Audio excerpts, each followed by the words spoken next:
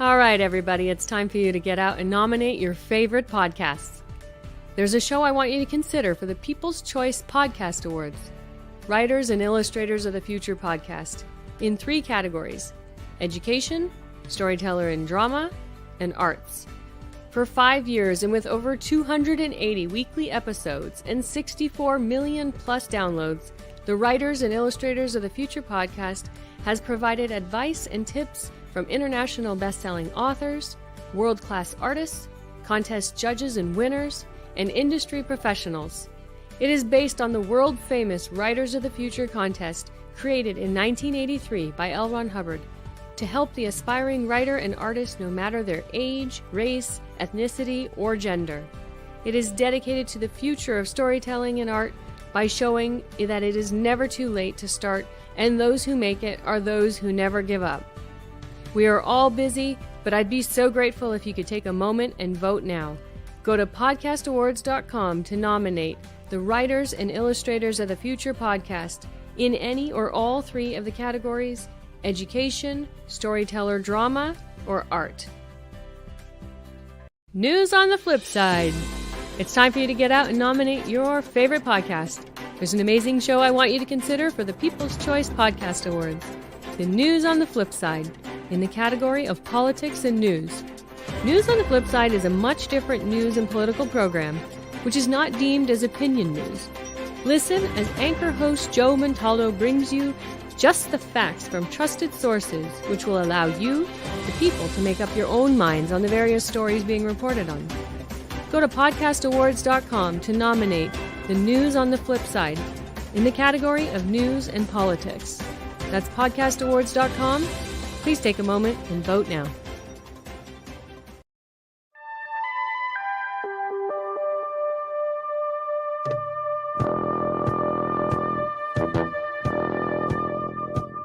Tune in to UFO Undercover, Wednesdays at 8 p.m. Eastern, with your host, Joe Montaldo, right here on the Paranormal Radio Network.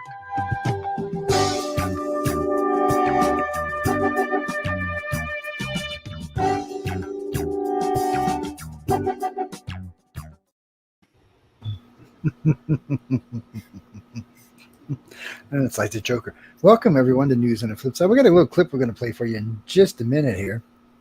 Jay went and dug it up for me. There's a couple of versions of it. This one's about 6 minutes, so how much we get through it, we'll have to wait. I think that's the whole interview, actually. It might be. So it's well worth watching. It is,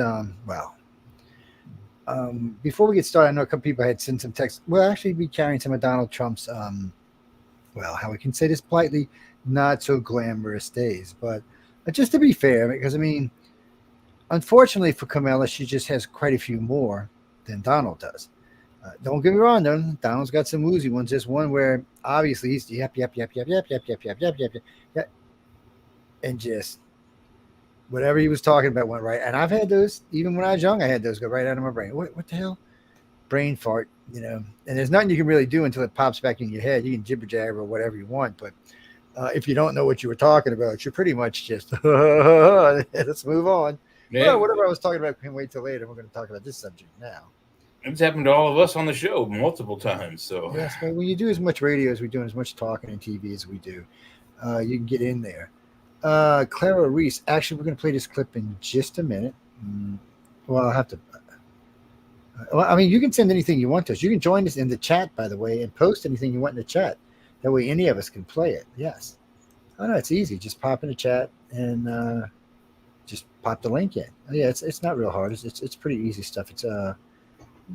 It's kind of plug and play these days. It's one of the nice things about the way radio works these days, and TV especially these days. Yeah, it's way easier than Pal Talk or any of the other things we've used. So yeah, software like this is very nice. It's very easy to use.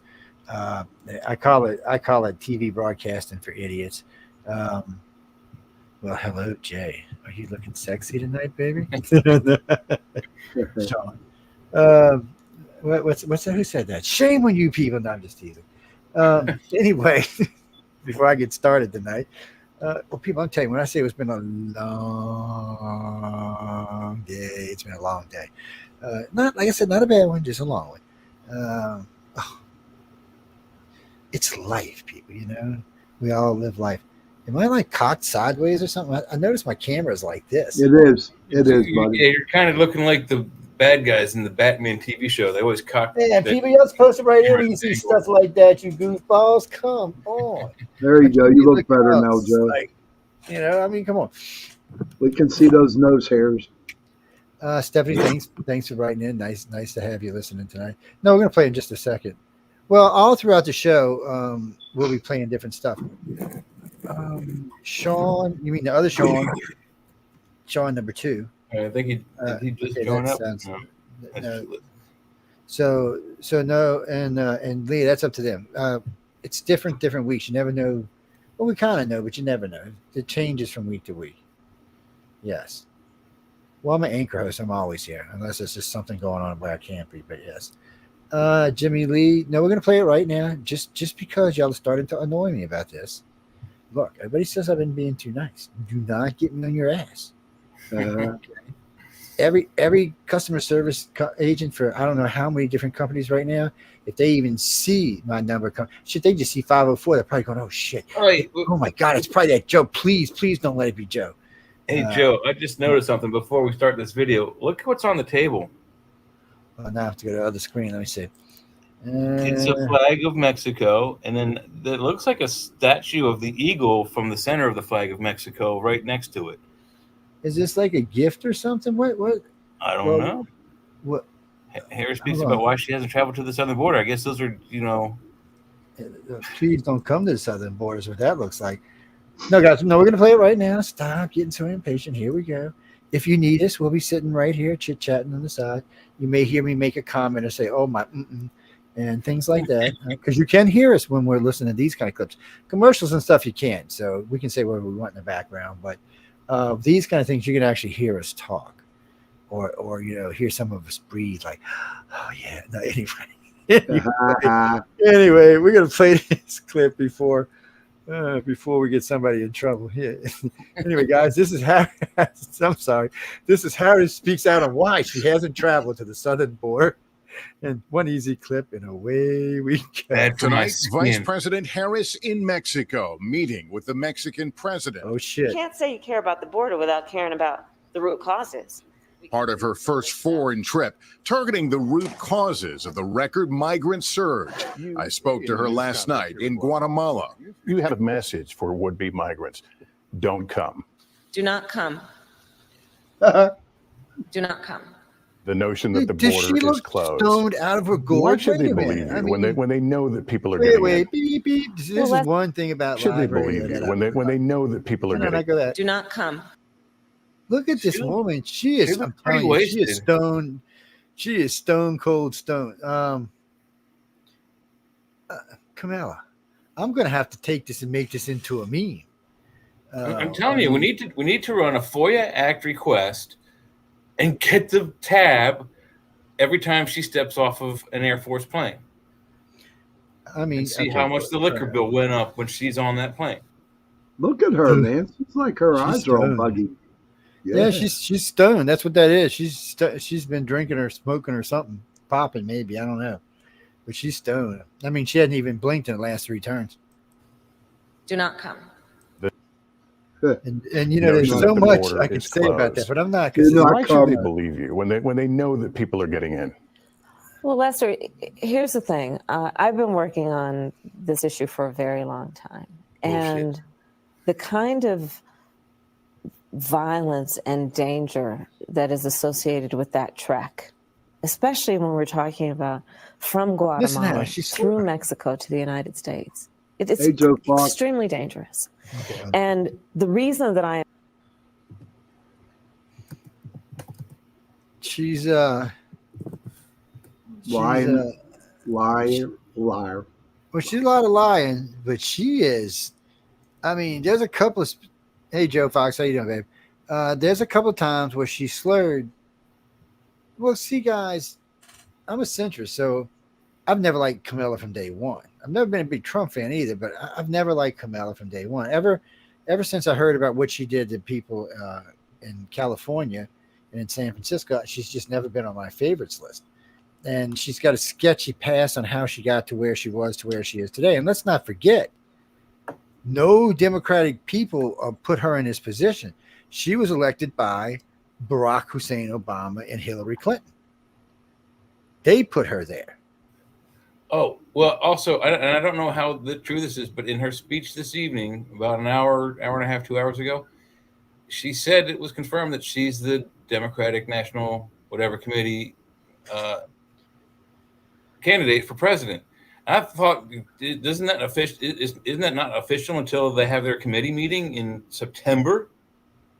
Or is it August? September. August 22nd or 23rd. Oh, yeah. So, yeah, August 19th to the 22nd. But you're right. It isn't official until they vote. Well, she's saying that in her speech, that it's official now. Yeah, well, she's officially got the delegates, she thinks. But as long as nobody challenges, she probably does. But why anybody would... Because I've heard too many Democratic people say, well, I didn't elect her. I don't want her. And I don't know. And well, so think about this. This is kind of funny. What if she does, they're going to do 3 debates, her and Trump. What if she does those before the committee and then they don't pick her, they pick somebody else? No, they're going to. Awesome, but I don't think as far as I know, it's going to be in September. 1 or 2 in September and 1 like 2 weeks before November and October. If they stay at the traditional standards, that's well. But Trump's already had 1 debate, so why does he have to do 4 and she only has to do 3? That's going to have to be sketched out. I mean, what is the benefit of him doing it? But now we all want to see her on stage in front of Trump because we want to see how she reacts. If any of the or if she shows up drunk. Well, let's know this. She's going to be very well coached. It's just, can she keep herself under control? And they're going to be trying to make her do so because she's easily played. I mean, I've watched her, people heckle her and stuff. I mean, and if she's got any booze in her, she just goes off in a tantrum somewhere. She's like Joe Biden. You don't know what she's saying. It's jibber jabber. You say and you're like, wait, what? What did you just say? Say that again. I beg anyone to watch her most recent speech from this evening. Like I said, about an hour and a half, 2 hours ago. And when she comes out, she didn't seem drunk after a while, but she just seemed completely out of focus. Well, you know what? The favorites for politicians are pills. And, 1 or 2 pills in a shot, you're like, hey, man, I am cool. I can be president of the United States, and I can get the most crazy leftist liberal person I've ever known and ever seen to be my running mate and still be president of the United States. That's my Captain Kirk impression of Kamala Harris. That's my impression of Captain Kirk doing Kamala Harris. Whatever, people. What a rough audience. We should maybe senior contacts of Prometheus. Maybe we should ask them if they can get Bill to do an impersonation of her for us. That would be awesome. He would do it. He'll do it. So Jim Mesklin, I wonder if he can do it. Oh, $5. Yeah, says he will. I'll have to ask him. I want to have him on in the near future. Or someone in his family. They all do voices. I say, can you? But you know what? I better tread lightly there. He might be pro Kamala Harris. No, but still, he may not mind making a parody speech by her. Somebody sent me for the Saturday Night Live of them woman playing Kamala Harris. They said she's hilarious. I'm like, yeah, but she's probably portraying her. I noticed one thing about Saturday Night Live, and it's been like that for 30 years now. Whatever leftist crazy person is out there, they're like, oh, they're so great. And if, poor Trump, he's been beat up so much by Saturday Night Live, it's not even funny. Yeah. But it's also cost him a lot of viewers, too. I noticed that they used to be a household name. You really don't hear about them that much anymore. They're not in the news. I started watching the show from its premiere episode in 1973, I think it was. George Carlin was the host for that whole first 2 seasons even. Yeah. And George rocked. Oh, he was fantastic. Buck Henry, who wrote Get Smart along with Mel Brooks, was the head writer for the show in those first couple of years. It was fantastic. I watched it all the way through the first set of cast, the not ready for primetime players, then the next cast, which was, Joe Piscopo, Eddie Murphy crew, and then the next few crews after that. And then right about, what's his face? The guy who played Elf. Oh, Yeah, I can't remember his name though. Yeah, that idiot. I don't really care for him because It's good he's to a lot of people. laws. I mean, that's what I said. You don't even hear it talked about. Even on liberal news, you don't really hear it talked about anymore. That's right. Yeah, you're right. I haven't watched SNL for 30 years now. It's the worst show ever on the TV. It is. I can't stand it. I won't even. The current incarnation has one saving grace, and that's Keenan. What's his name? The guy from Keenan and Kel. He's funny. He's a legitimately funny dude. Will Ferrell, thanks, Joe. He's a legitimately funny dude, but everyone around him just sucks. Yeah. What's that? No, we're gonna start playing it again right now. We were just chatting. Calm down, people. Why do they got their panties in a roar, Joe? They got the hots for her, I guess. So let's yeah, move on. We got a bunch of in Dems Guatemala in the audience, I guess. is to address the reasons people leave home, flee, knowing that the people who are here for generations, or if we know the history of Guatemala for centuries, they want to stay. They don't want to leave. Really? But they need opportunity. They need assistance. They need support. But Americans don't see. And we have the ability to give them that. Yeah, Americans don't see a lot of that on a daily basis. What they do see at their own border, children being lowered over fences, children coming in with, phone numbers stenciled on their hand. Yeah. And so the question has come up, and you heard it here, and you'll hear it again, I'm sure, is why not visit the border? Why not see what Americans are seeing in this crisis? Well, we are going to the border. We have to deal with what's happening at the border. There's no question about that. That's not a debatable point. But we have to understand that there's a reason people are arriving at our border and ask, what is that reason? And then identify the problem so we can fix it. What do you tell, why is it our problem to fix? I heard you say don't come, but, they're... Okay, now, when was this interview? This was in 2021, I think, or 2022.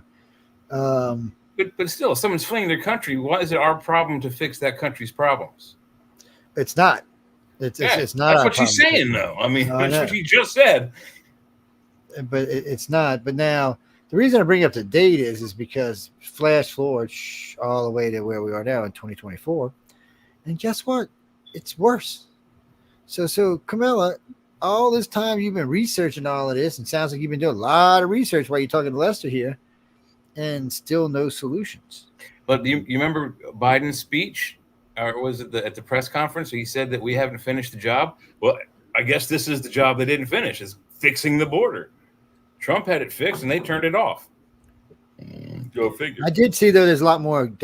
Other states have been putting up their own fences and stuff. Anyway, we're going back to play. Calm down, people. Relax, Joe. You're going to be okay, buddy. Joe's physically sick. So Joe Fox is. It'll be okay. Close your eyes, man. They're facing the end. There's poverty. There's disease. All Lester these things makes her look like happening an at once. idiot. You tell them don't come. Well, he didn't have to. We don't want. Listen, I don't think that Americans want people to be exposed to harm if they can avoid it. They're taking the trek from the place that they know that they want to stay. So I'm here in Guatemala to say, what can we do to support people and to give them a sense of hope that help is on the way? The administration looking to inject billions of dollars in aid to this region to help reduce that migrant surge. In April, nearly 180,000 migrants were apprehended by U.S. Border Patrol, the highest number in 20 years. And more unaccompanied migrant children come from Guatemala than anywhere else. Over 16,000 unaccompanied children tonight in custody.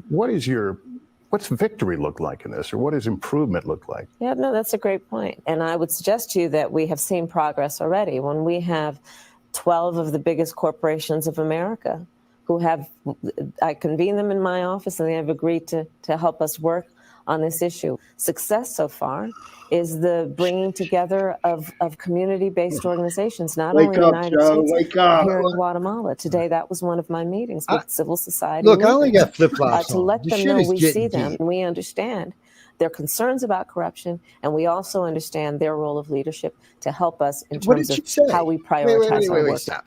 Okay, anybody who's listening to the show, and I know there's a lot of people listening to this freaking show, what did she just say? Somebody explain to me what the bitch just said. Excuse my language. I apologize firstly. I believe that there's 10 corporations that are helping her fix the situation in Guatemala. Okay, giving them a lot of money so the migrants billions of dollars. Okay. That's what she's saying. It's one big word salad.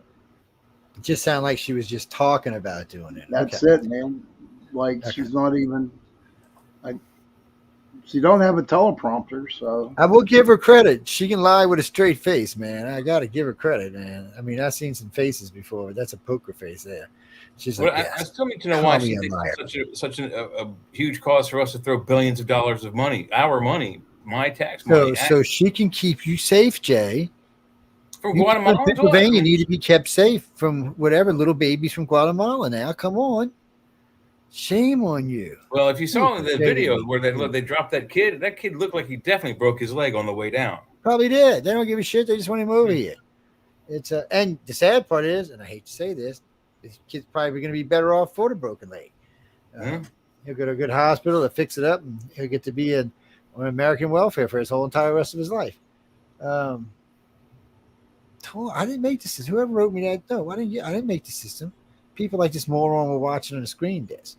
No. We're gonna. What do you mean? What are you talking about? Oh, you mean we're gonna play Trump's ear? So Trump's ear's got its own thing now. Is that what you're trying to tell me? Anyway, we might. I don't know. We got some other stuff we're gonna play at Kamala's. We're gonna go look up and some other things. We got some stuff we want to talk about. We got to talk about the Ukrainian invade in Russia. That's. Listen, he's got balls the size of Kamala's head. I mean, really? Who the hell? I like what Joe Fox says. I love you guys in this show. Thank you for doing it for us rational thinkers. You're welcome, buddy. Janine, no, y'all can come. You should come in. Joe Fox is actually in one of the chat rooms. He's in one of the Facebook Messenger rooms. Yes, you should pop in. And he is a Pennsylvania brother. Oh, wait. Damn Pennsylvania rednecks. Oh, my God. I'm being surrounded. One coon ass and some Pennsylvania redness. It's not red. The redness is here. You can see the redness is there. There it is there. It's not on the neck. Anyway.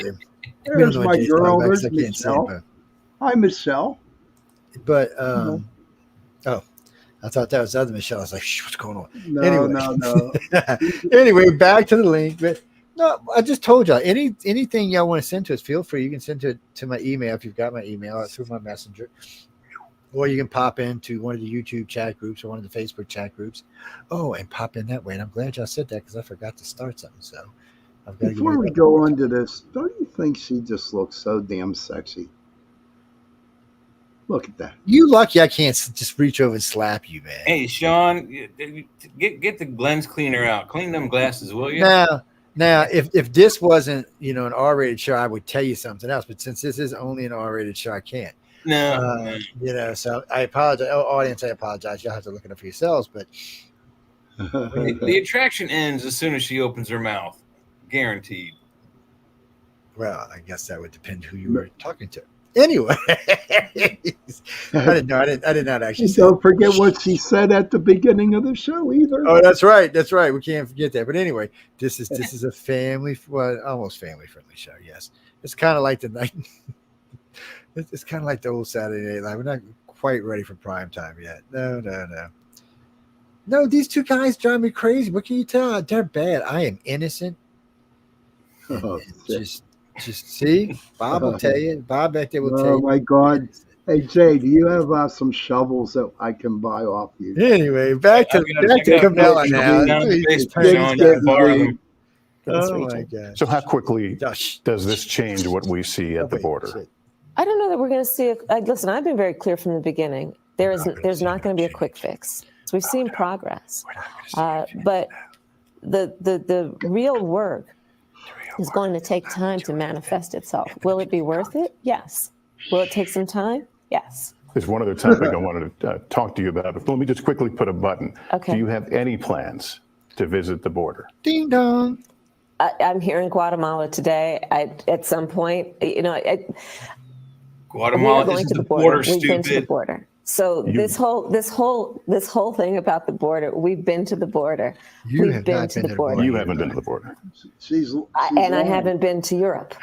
And I don't understand the point that you're making. I'm not discounting the importance of the border. Well, I mentioned it because I know Republicans have certainly come at you on this, but Democratic Congressman Cuellar as a border district, has said to you and the president, come. You need to see this. Listen, I care about what's happening at the border. So I'm in Guatemala because my focus is dealing with the root causes of migration. There may be some who think that is not important. But it is my firm belief that if we care about what's happening at the border, we better care about the root causes and address them. And so that's what I'm doing. It's not the only tough issue President Biden has handed his vice president, also recently asking her to oversee the effort to pass the Democrats' new voting bill. But a blow this weekend when a key Democratic senator, Joe Manchin, said he would not support what he called partisan voting legislation. So where does that leave the effort? Well, we're very clear. We believe that the PEOPLE Act needs to be passed, as does the John Lewis Voting Rights Act. How do you pass this legislation without that critical support? The numbers don't add up. Well, listen, we are focusing on the issue in a number of ways. There's certainly the piece that's about legislation. There's a piece that is about uplifting the issues and the folks who are at risk. Because, by the way, when we talk about partisanship, bipartisanship, please, America, do not make me have to listen to 4 years of this. Because the laws that are going to impede people to vote based on early voting, voting by mail, shortening the hours, eliminating or reducing the number of drop boxes that are available, that's going to hurt every voter. What? Okay. What kind of a good idea is that to have why don't in the old days he would have gave his opinion? Why couldn't he just say, you know what, you are so full of shit. A drop box for an official presidential ballot? That's horse shit. Okay. Oh yeah, like nobody's going to try to get into those. Oh, like that's not going to get hacked. I just announced Governor Tim Walz as my running mate. And if you are with us, please send a donation today to help power our campaign to win victory this November. And let us be clear-eyed, we have a fight ahead of us. But ours is a people-powered campaign. And the momentum is... She looks loaded in her own commercial. Let's take a step back now to delve into President Harris's record and how she arrived at this pivotal moment. William Brangham has a look at her path from the daughter of immigrants to the favorite for the Democratic presidential nominee. She might like this woman. Oh, this is PBS. In the blink of an eye, Vice President Kamala Harris went from being President Biden's biggest defender. One thing we know about our president, Joe Biden, he is a fighter. To the person most likely to replace him on the presidential ballot 4 months from now. Or you look to the left a lot, which she does. The nomination would be historic. The first time a black woman leads a major party ticket. But it would be just the latest in a career of firsts for Harris. A politician who rose from district attorney to state attorney general to U.S. senator. In 2021, she became the first woman and first Black American and South Asian American vice president. Not black. While I may be the first woman in this office, I will not be the last. No, I bet you will be. You get in, you probably will be the last. Every little girl watching tonight sees that this is a country of possibilities. Harris is the daughter of immigrants from Oakland, California. Her mother was a scientist who immigrated from India to study at UC Berkeley. Her father was from Jamaica and became a prominent economist at Stanford. In elementary school, Harris was bused from her predominantly black neighborhood to a white one, part of an effort to desegregate local schools. She lived in California until she was 12, when Harris moved with her mother and sister to Canada. Harris later enrolled at Howard University, a historically black college in Washington, D.C., where she studied political science. And we're all going to vote for you. Yes, we are. Yeah, and forgive me for saying this, but some of these colleges that say historically black, it just seems to me that they don't allow white people, and that seems kind of racist. No, to me. Jay, you can't say that. That's being racist. Being racist now. You be sounding like Sean here soon. You better behave. So I'm like, wait a minute. I'm sitting here minding my own business, man.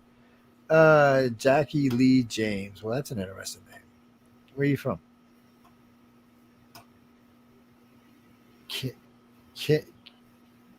Peru, am I saying it right? Cambodia. I didn't even know Cambodia was a place anymore. Yeah, it's still there. Yeah, it's there. It's there. We didn't blow it out of the sky. Well, welcome. I don't think we've ever had anybody from your area call in, but welcome or write in or anything. How are you out there? So what do you think? You're in the world. You have to live with repercussions of the United States just like the rest of the world does. Do you think Kamala is here, can save the world and stabilize it and bring peace? I would not be surprised if the barrier of chaos. Months of her if she wins. So will she be peace or chaos? Chaos. I think war will ensue. I don't think any of our enemies are. I'm thinking that Walls will accidentally help her accidentally slip down some stairs somewhere, and he will be the president of the United States. And he looks a bit cheesy, man. Like he might do something like that. He's an ass. I don't like the way he talks at all. He's a dick. Excuse my language. Oh, such language around my virgin ears. What's that word? What is that word, Jay? Your brother uses? It's sentence enhancers. They're not curse words. They're sentence enhancing words. But no, how could he stolen valor and say all this crap? To me, the guy don't exist. I washed my hands. I see a lot of military people coming out against him, so that's going to hurt him. Yeah, a lot of people say that that he was a coward, he was this and he was that. And, a while back, during COVID, I used to attend like John Kennedy and a few of the other local Congress people fireside chats they were doing because there was nothing going on.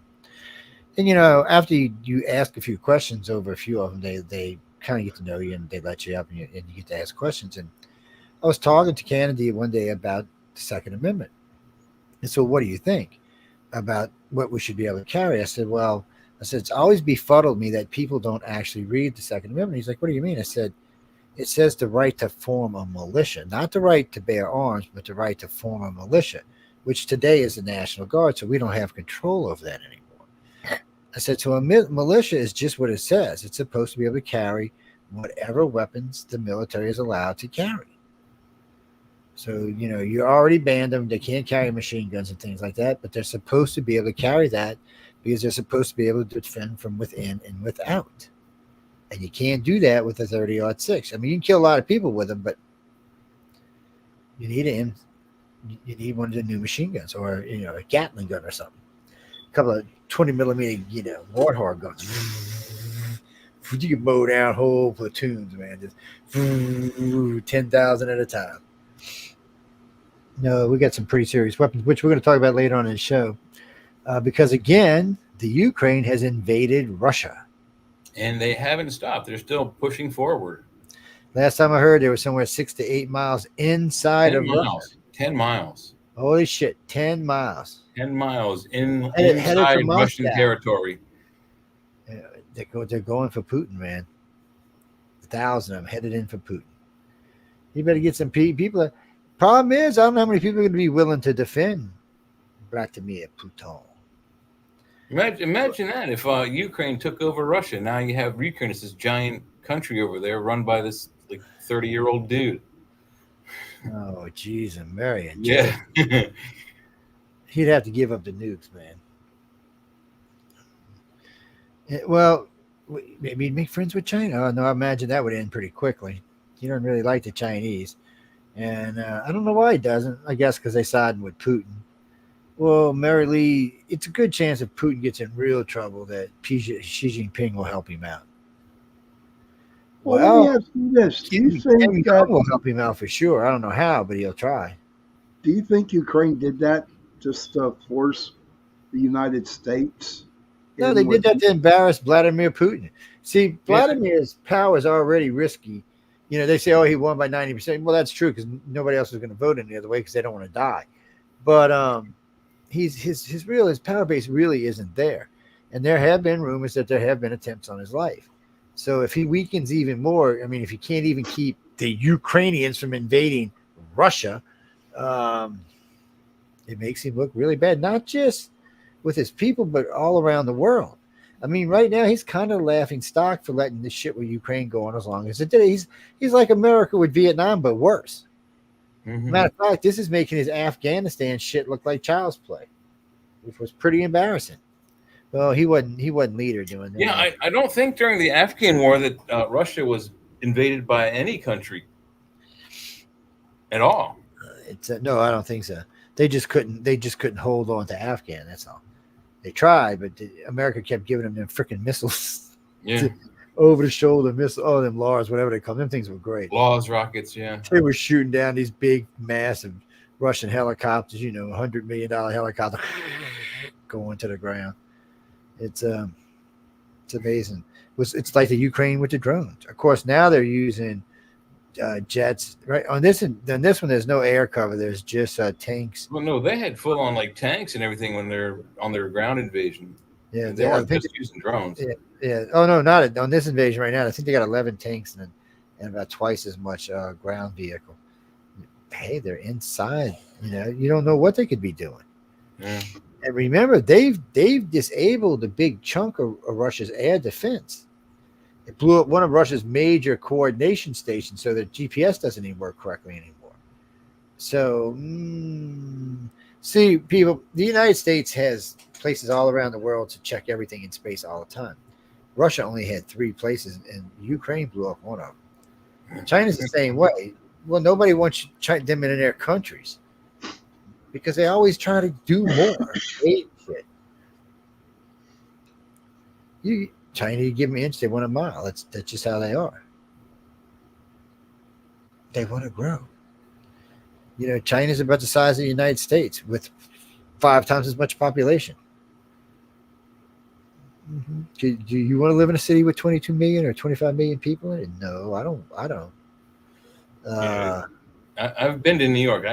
There's too many people there. I couldn't live there. Visit is one thing, but to stay, it's too busy.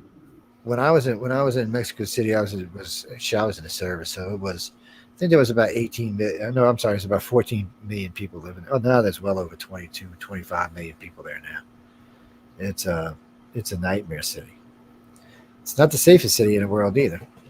It's a lot of people. LA's got a lot of people in it too, but see, for me, when I go to LA, it's usually airport to hotel, wherever we're filming, or from there for Writers of the Future, it's from airport to hotel, and usually I'm on Hollywood, or either on or next to Hollywood Boulevard, and everything we do is in Hollywood, so it's just a lot of walking.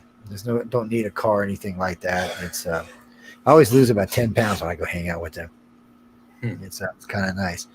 They walk everywhere. That's one thing I liked about Savannah. When I lived in Savannah, Georgia, when I lived downtown, you could walk just about everywhere and get, do grocery shopping, everything. It was all within 3 or 4 block walk. Actually, Jeff, we're going to take a break in a minute, and then we're going to probably. Well, if you got something from Kamala, send it on over. Or if you got something from Uncle Trump, you can send it on over. Now, we'll be doing polls because I have heard just yesterday. I read this poll: Kamala Harris 8 points ahead of Trump. What? A friend of mine called to tell me, but he's like, so I went and looked at it. I'm like, really? He's like, I said, dude, now I love you as a buddy and all. I said, but you smoking crack if you believe this. I said, so she went from 18, 19 points behind to 8 points ahead. I said, how is that even possible? I said, that Faith. I said, all you're seeing right now is the honeymoon period. And I said, and the media is just blowing her up. But every time she opens her mouth, she drops a point in the polls. And I said, I don't care what anybody thinks. I said, she's not going to do as well as Hillary Clinton did against Trump. And Hillary got her ass blasted 2 out of the 3 things. I said, let's see what happens. And I said, but if I was Kamala, I'd stay away from debating Trump. Yeah, I can use 700. Man. It's at this point, people. Well, we got to take a break. So when we come back, somebody sent us dueling banjos. Yes, I don't. Well, probably the best version I ever heard of dueling banjos was in what was that? Deliverance. Deliverance.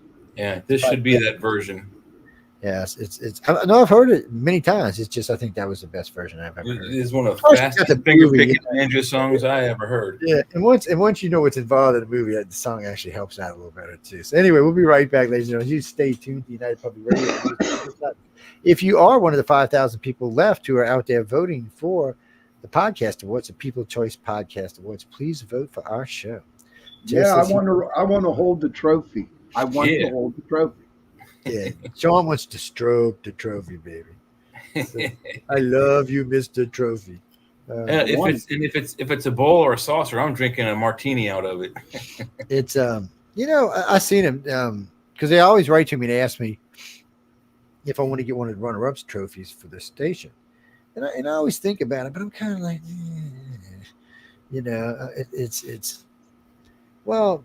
I'm not one of the people who needs trophy. I had a lot of them growing up in my life for a lot of different things. So it's not, but and I like it. And I like things that say first place. Yeah. Number one. Yes. I don't like being number two.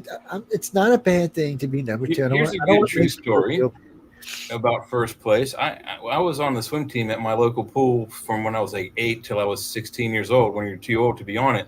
And then I was also a lifeguard at that pool for 9 more years, working there for all summer.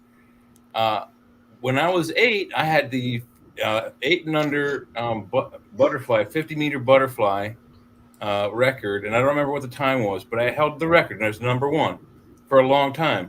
Then while I was working as a lifeguard there, this little upstart kid, Patrick Judge, who was 8 years old, came on the swim team and crushed my record by like 10 or 15 seconds. It's like, damn it.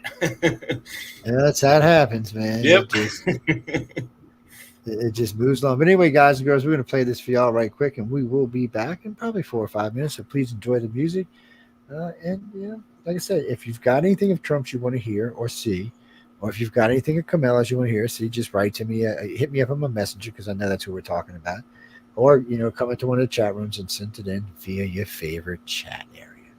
On that note, listen to the music, enjoy, write Sean bad letters. Not mean letters, bad letters. Okay, there's a difference. Just in case y'all don't understand, I wanted to correct that right off when we got started. Here we go, ladies and gentlemen. Enjoy.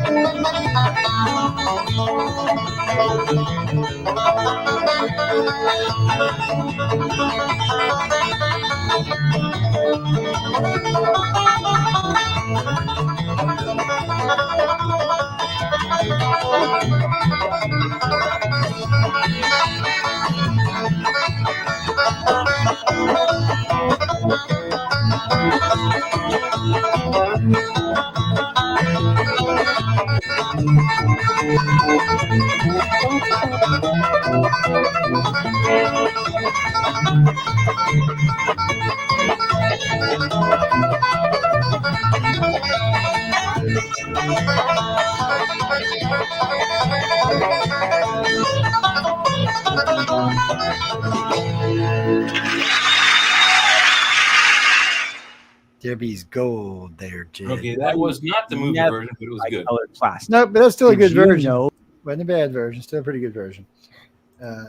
That sounded more like the ones from the Clampets, but still pretty good. I was trying to look for the other guy who's on it. The guy who wrote it was Eric Weisberg, and I think the other guy's name was Steve Mandrell. I'm not sure if he's related to, maybe he's the father of the Mandrell sisters. I don't know. But I was trying to figure that out, but I think that's the guy's name. He was the guy playing the banjo. What was it, Jimmy Lee? There's lots of versions of this. It's actually quite a few good versions of it out there. You can truly enjoy. I've listened to. Oh God, I've listened to a lot of versions, and I've enjoyed a lot of versions, and it's a lot of fun to get out there and have a good time with it. Yes.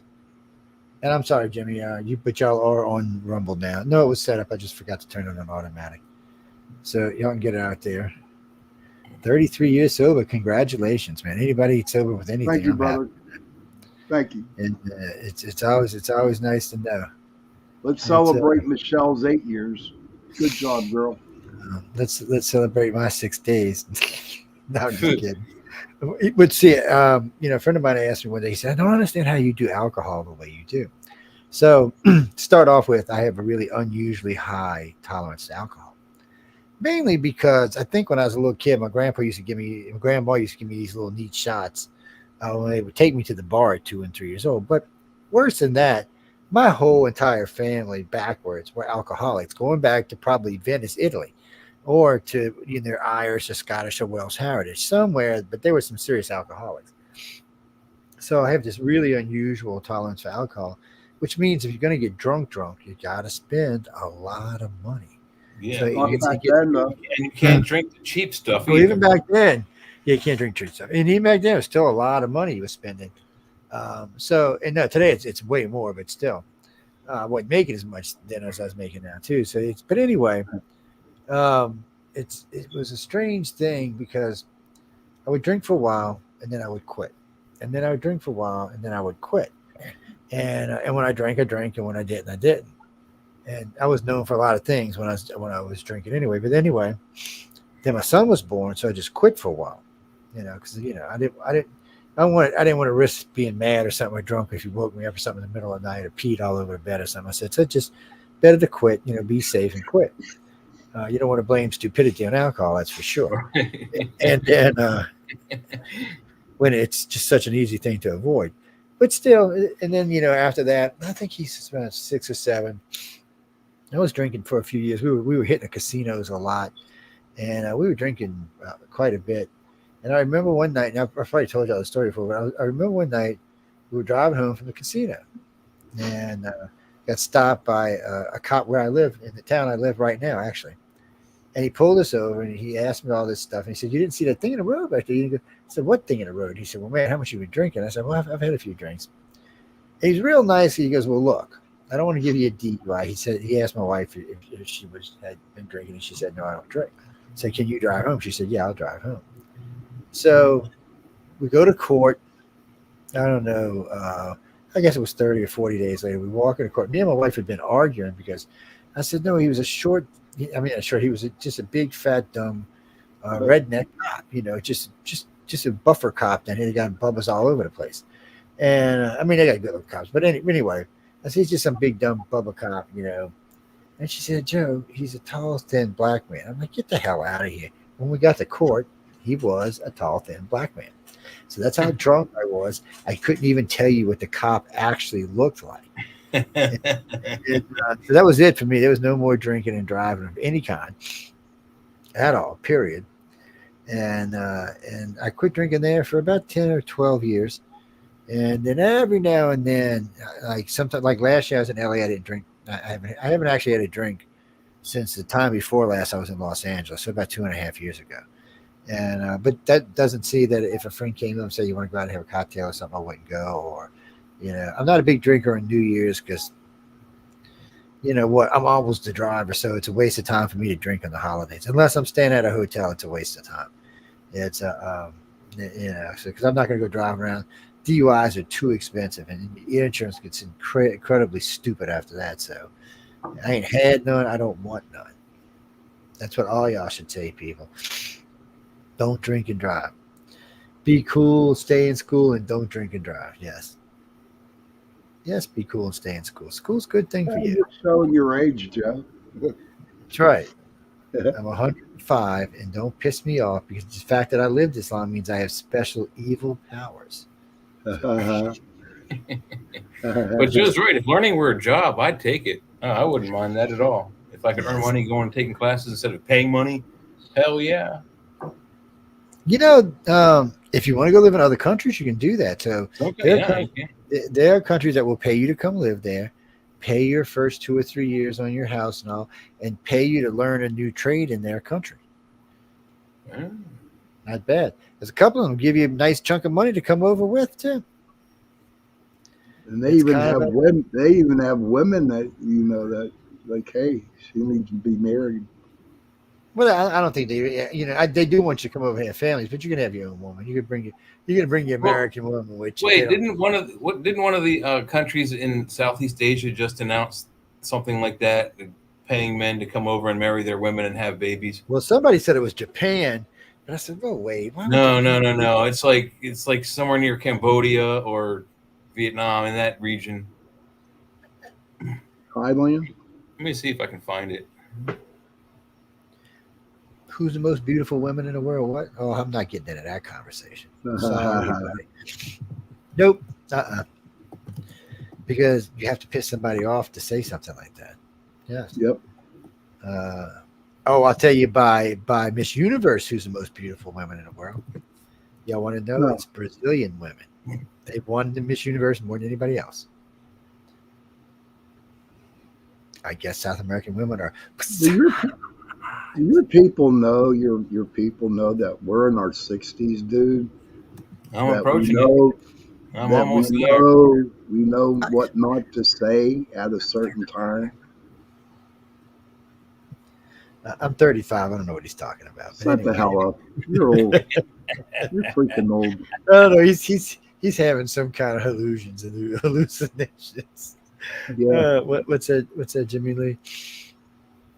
Oh, you mean am I voting for Kamala? Oh yeah, I'm voting for Kamala 3 times. Oh yeah. God. Yeah. I'm gonna be oh man, you don't even know. I'm gonna be voting for it right there. Right as I'm watching Vance get into his new airplane. If y'all don't know what that is, you should go check it out. But did Trump give it to him? No, it's funny because he had landed the other day right after Kamala did, and he walked across from his plane to her plane. And when the press asked him what he was doing, if he was coming to talk to him, he said, "No, I was just coming to see my new airplane." And then he turned away and walked off. Oh, I see. He's got he's something else. And then I can't believe people are going to be racist against his wife. You're like, really? She's Indian? What are we being racist about? I thought we only hated black people. Kamala's Indian. I mean, for what? Oh, Kamala's black now. Let's not get confused. She is black now. Yes, she's black. When she was in Georgia, she was Southern. She drew a Southern accent. A couple of years before that, she was Jamaican. Then she was Indian. She was Hindu. Oh, I'm going to run the world. No nukes. I'm going to give all our missiles to Russia. Yeah, that's a wise move. Yes. Somebody has to have all the missiles. That way there's no tyranny. Okay, yeah. What kind of smoke are you doing again? Apparently that California weed is really good. Oh, no, that's right. She's in D.C. That's probably even better. Well, we know Obama used to get his from there. The little guy used to drive down, bring it to him. They busted it twice. The media caught it, and two medias even reported it. But everybody's like, no, that's cigarettes. The guy was bringing him cigarettes.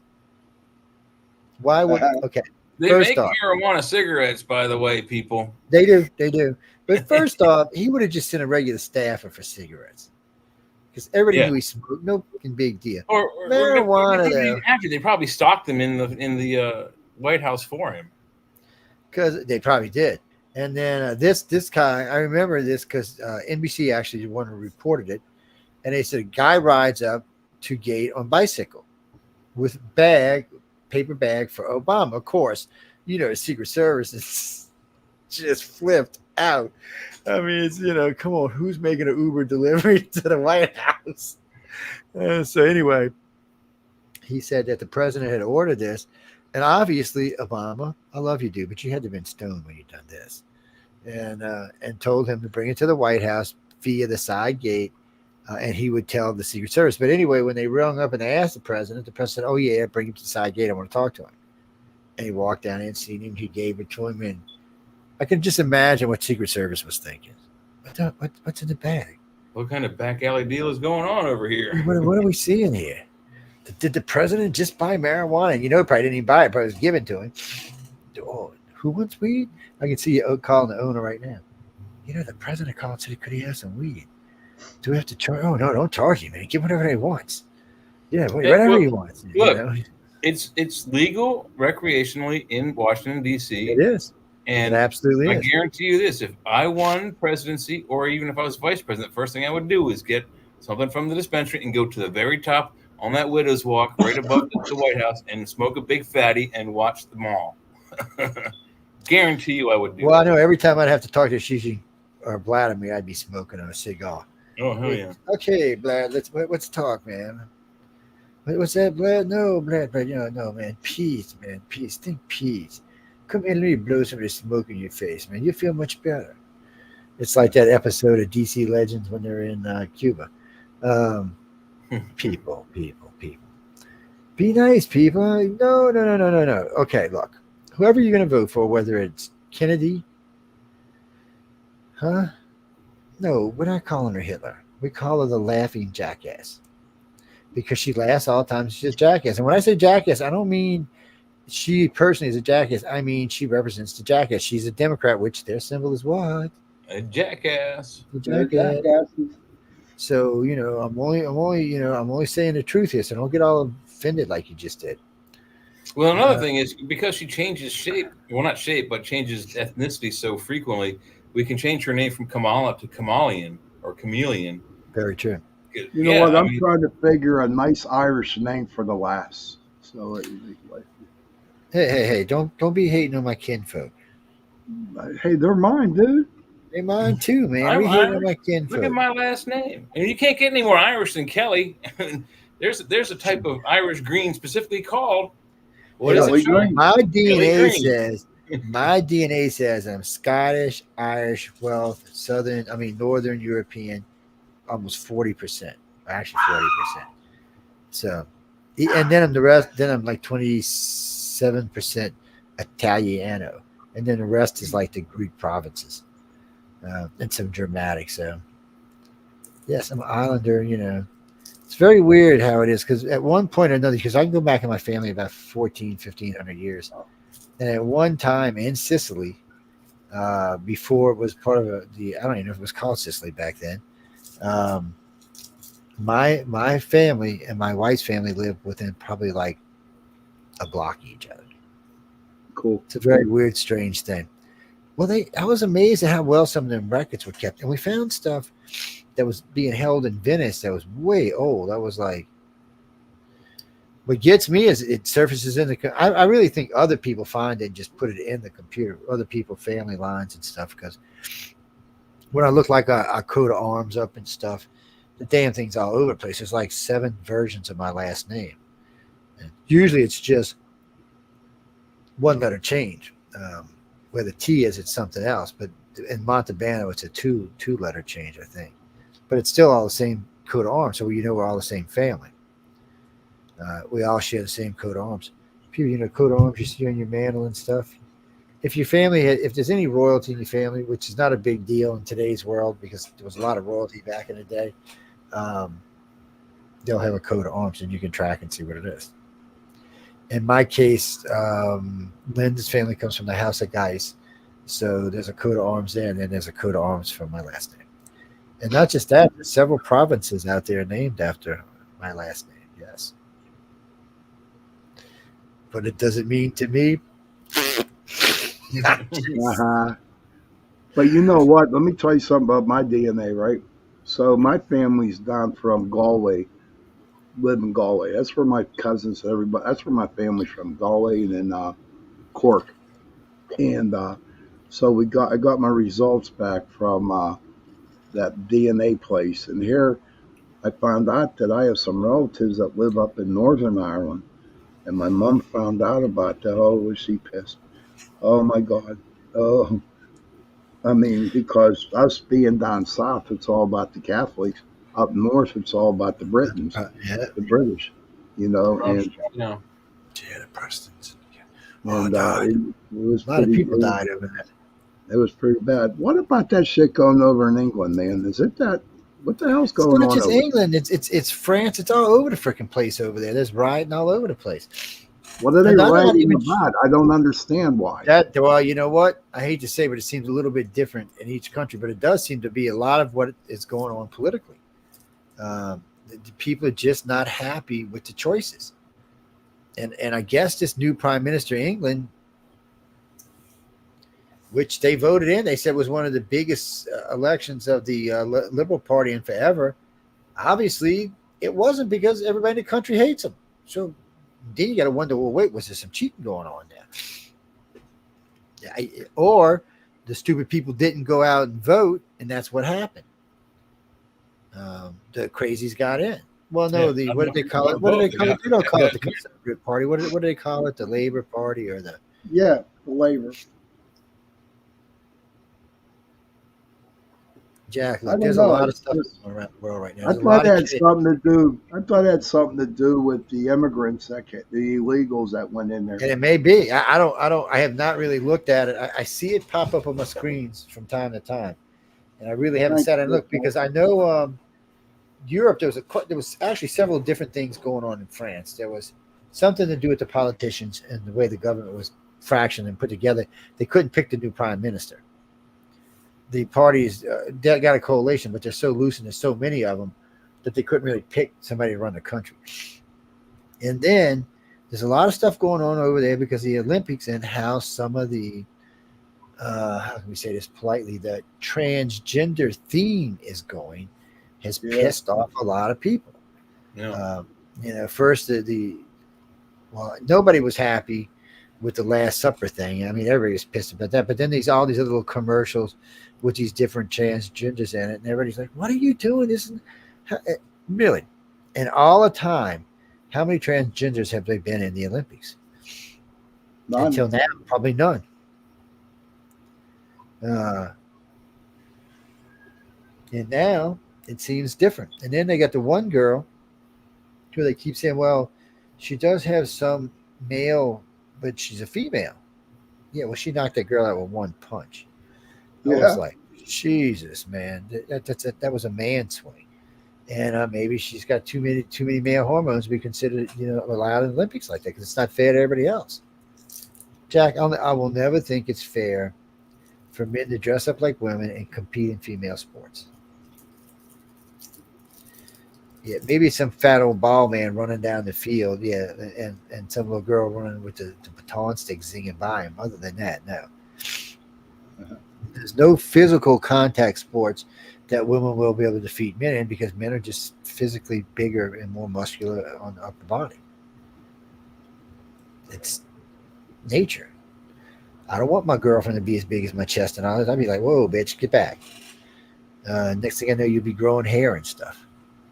No, I'm just saying. It wouldn't interest me, not even a little bit. Now, before we play some more Kamala and stuff, so Mr. Tim Walz, is that how you say his last name? Walz, yeah. You could dance, Waltz. There's some things we got to clear up.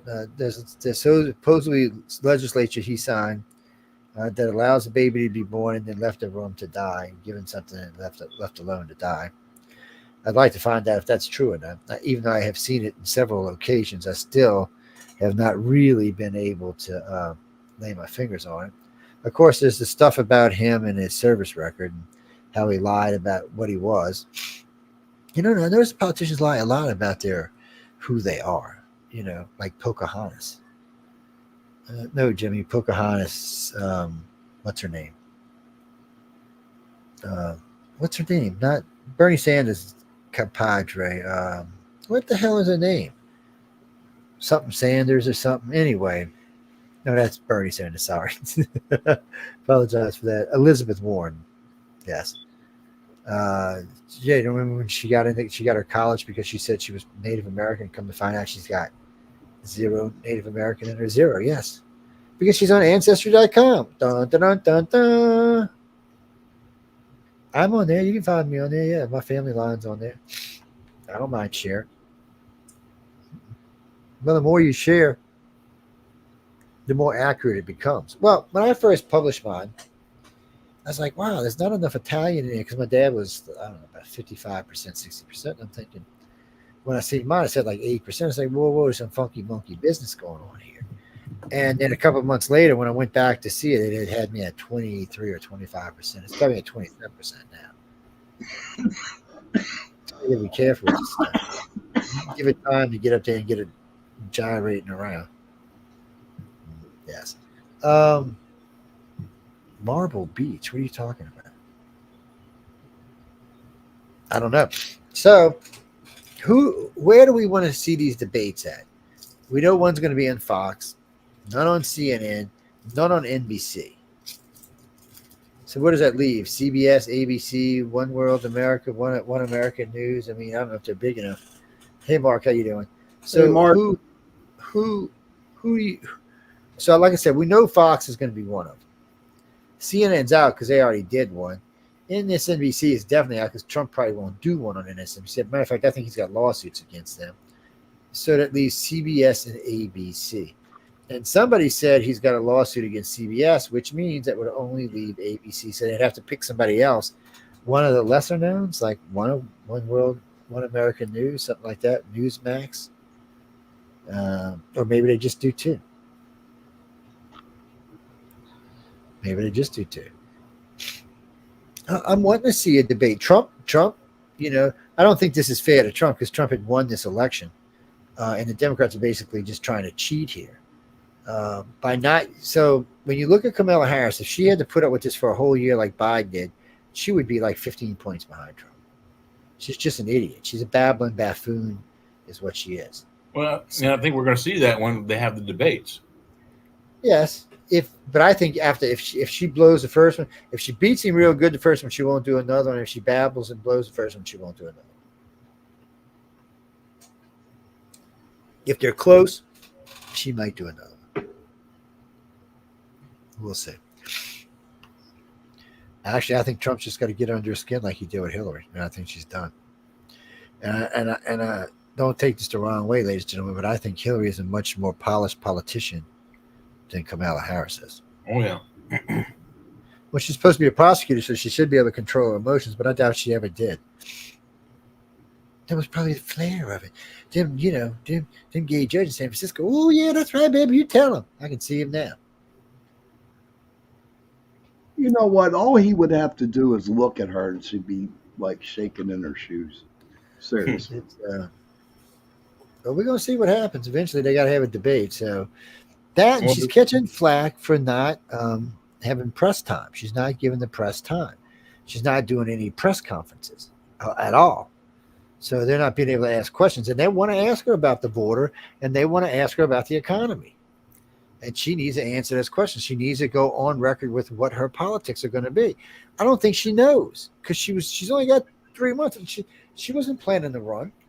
I think she's going on with the policy that best to let them think you're a fool than to open your mouth and remove all doubt. What? Yeah, maybe so. No, I know he's. You don't know that phrase? The phrase goes, no. It's best to let people think you're a fool than to open your mouth and let them remove all doubt so they know you are. So let's see what we got going on here. What is this? Somebody sent us. We're going to play this. Somebody sent me this. Oh, there's a couple of them. Well, let's look at this one first. Okay. Look how cute she looks. She was Let's talk about Kamala Harris. Yes, Kamala Harris. Appallingly disingenuous vice president of the United States. Such a language. We may have to kick this guy off the network. Invented gerrymandering. This is courtesy of Sky News, everyone, by the way. Now, I don't know what is more galling about her.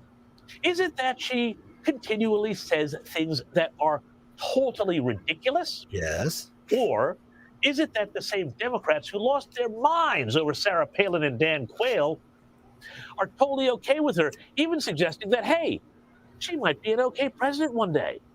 But God help us is all I can say to that. Let me play a little grab here of the vice president this week. Check this out. I'm going to share with you a very simple story, which is that I went home one day and I said, well, why are conservatives bad, Mommy? Because I thought we were supposed to conserve things. I couldn't smile it. Now I can.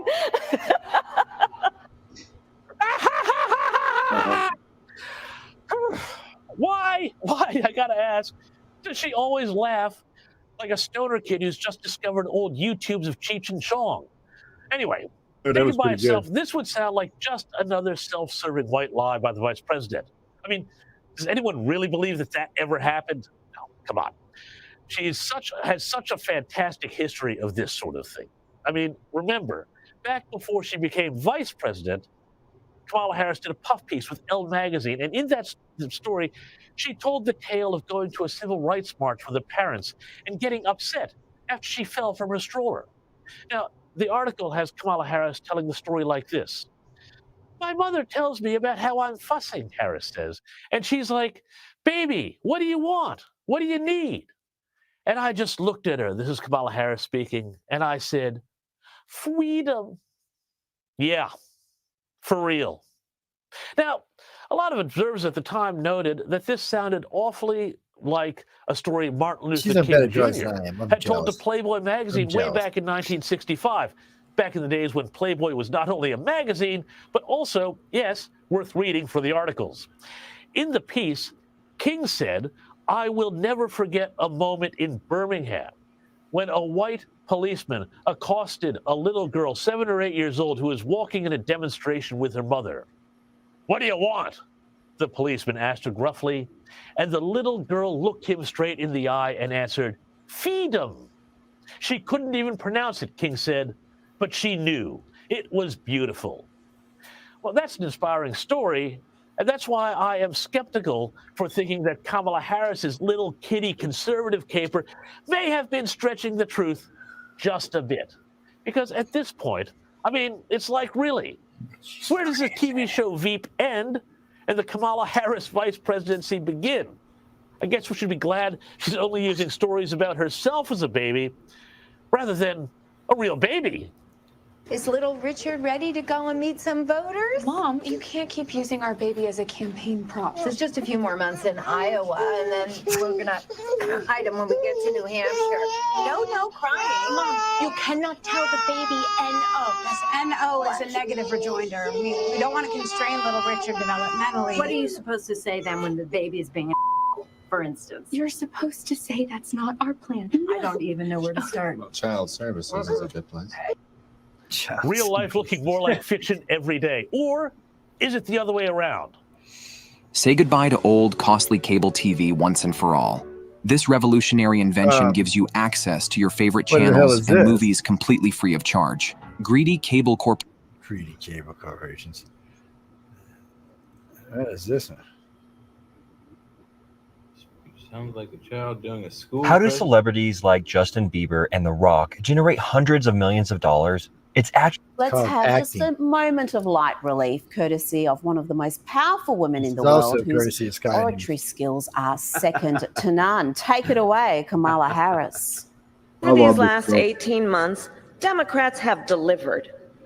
Let me rephrase that. Over these last 18 months, Democrats have delivered big time. Don't laugh. That was the highlight. That was the high point of the speech. And boy, haven't the Democrats delivered big time. Biggest gas prices, big inflation, more than 2 million illegal immigrants crossing the southern border. That's big. And don't forget the dramatic increase in violent crime in Democrat-run cities. No wonder Kamala is proud. I actually broke John Adams' record of casting the most tie-breaking votes in a single term. How about that? How about that? How about that? Yes. Well, at least she was doing her job. Laughing weirdly, Kamala is delivering speeches that sound a Yeah, lot she's like doing a her child job. doing a school presentation on an assignment where they've clearly done zero work. Today, the business of our work is for the council to report on the work that has occurred since our last meeting across these areas. We will today also discuss the work yet ahead, the work we must still do. We need to come up with the jibber continue to jabber move shuffle forward. for her. We could make millions. She's got a large media team, including professional speechwriters. She's not doing. And I think those speechwriters must clearly hate her. Vice President Kamala Harris looks to be a shoo-in for the Democratic nomination, following Joe Biden's dramatic exit from the race. Yeah, I'm Joe Biden. But many commentators are saying Kamala Harris is no better than Joe Biden when her litany of fumbles, mumbles, and gaffes are examined. I dare say she's worse. Rita than Joe Panahi, Danica DiGiorgio, and Megyn Kelly. Take a look at Kamala's different news cringiest places. moments. Dumbass all over. I'm gonna have to start watching this channel. It's this Sky News is actually pretty decent. It's, They are. I like them. It's what was that, Jimmy? We do plug people from time to time. Oh wait, I want to hear this, and somebody told me about this. Yeah, something to cheer us up. Well, hold on, get back over there. What's that, Frankie? No, actually, we'll probably have to make this one private on YouTube, because they get offended over there sometimes when we play clips. I don't know why. I pay for OzCop, and they still get bloody offended. I'm not sure. If I knew, maybe they wouldn't get offended, but they did. What's that, Brian? Who? No, man. I'm from Nolens, man. Nolens, yeah. Uh-huh. I have several accents, unfortunately. But the coon-ass one is the worst. Or I'm sorry, the couillon one is the worst. Yes. Uh-huh. I don't like using the ass word on television. Okay. Coon-ass. Anyway, let me. Just stop it. Let me play the damn clip. yeah, something to cheer us up. Well, perhaps amuse us rather than cheer us up. Listen to the Vice President of the United States, Kamala Harris, she of the awkward laugh and bumbling diplomacy. Have a look at her at an event to promote electrifying school buses. So here's the thing. Who doesn't love a yellow school bus, right? Can you raise your hand if you love a yellow school bus, right? Just there's something about. Can we boo her? Yeah, and most of us, many of us went to school on the yellow school bus, right? And it's part of, it's part I'm about to go of find some our bad Trump just to experience make myself growing happy. up. It's part of, a nostalgia and a memory of, y'all really of the gonna vote for this excitement woman and for joy president? of going to school, to we be ain't even with get to your the good stuff favorite yet. We're still teacher, just to playing be with your around. best friends, and to We're gonna do the learn. polls in a little bit. In That's about the one 40 kid minutes. she's bus describing in takes us school that there. gets beaten up every year. Yep. The school bus takes you to school. The yellow school bus takes you to school. Remember, Harris, Canada, as they you're looking say, better, is baby. one heartbeat Sure, away pink from the shorts. leadership of the I may free misjudge world. you, man. One set of I may have to airport go stairs over or bad bicycle dismount from the White House. I hope they're taking good care. Anyway, guys and girls, no, we. Well, she just has issues. Well, yeah, go up a little bit. It looks like she's adjusting something that shouldn't be. Oh, here, yeah, somebody else said that. Yeah, we just watched that one. What? Okay, wait, I gotta see this one just because of that ugly face she made. Why is she sitting way by herself? Born in the Midwest, not only where I'm from. We're glad you were born in the really Midwest. powerful influencers that represent, television Oh, yeah, shows. she had trouble actors for paying to musicians. influencers to Like come out they of her really side. have a pulse of the people. And I truly believe that some of our elected officials are learning from you that policy alone, without using culture to actually shift hearts and minds of people, doesn't really make the mark for us. So can you talk to us, because we are in the room in the epicenter of Black culture this weekend, and there's a lot of folks in here, in particular Black women. How y'all doing? Who are in this room who want to take action. They want to protect their rights. They want to be able to move and channel their energy in very intentional ways. What are some of your ideas as to how we can do that, and how important do you think culture is in particular to help us do that? I will try to help here. Okay, let's try. Well, I think culture is yes, culture. it is a reflection of our moment and our time, right? And present culture is the way we express how we're feeling about the moment. Oh, and we should always find times to express how we feel about the moment that is a reflection of joy, because it comes in the morning. There's that Southern accent. We have to find ways to also express the way we feel about the moment in terms of just having language and a connection to how people are experiencing life. And I think about it in that way too. And we also, I think it's very important that leaders, anyone who considers themselves a leader, really understands how anything they say would affect a real human being, as opposed to, otherwise be a poet and write poetry. But if you want to understand, I don't mean to dismiss poetry at all, but if you want to understand any concept, you have to ask questions like, how would this affect a child? What were we talking about?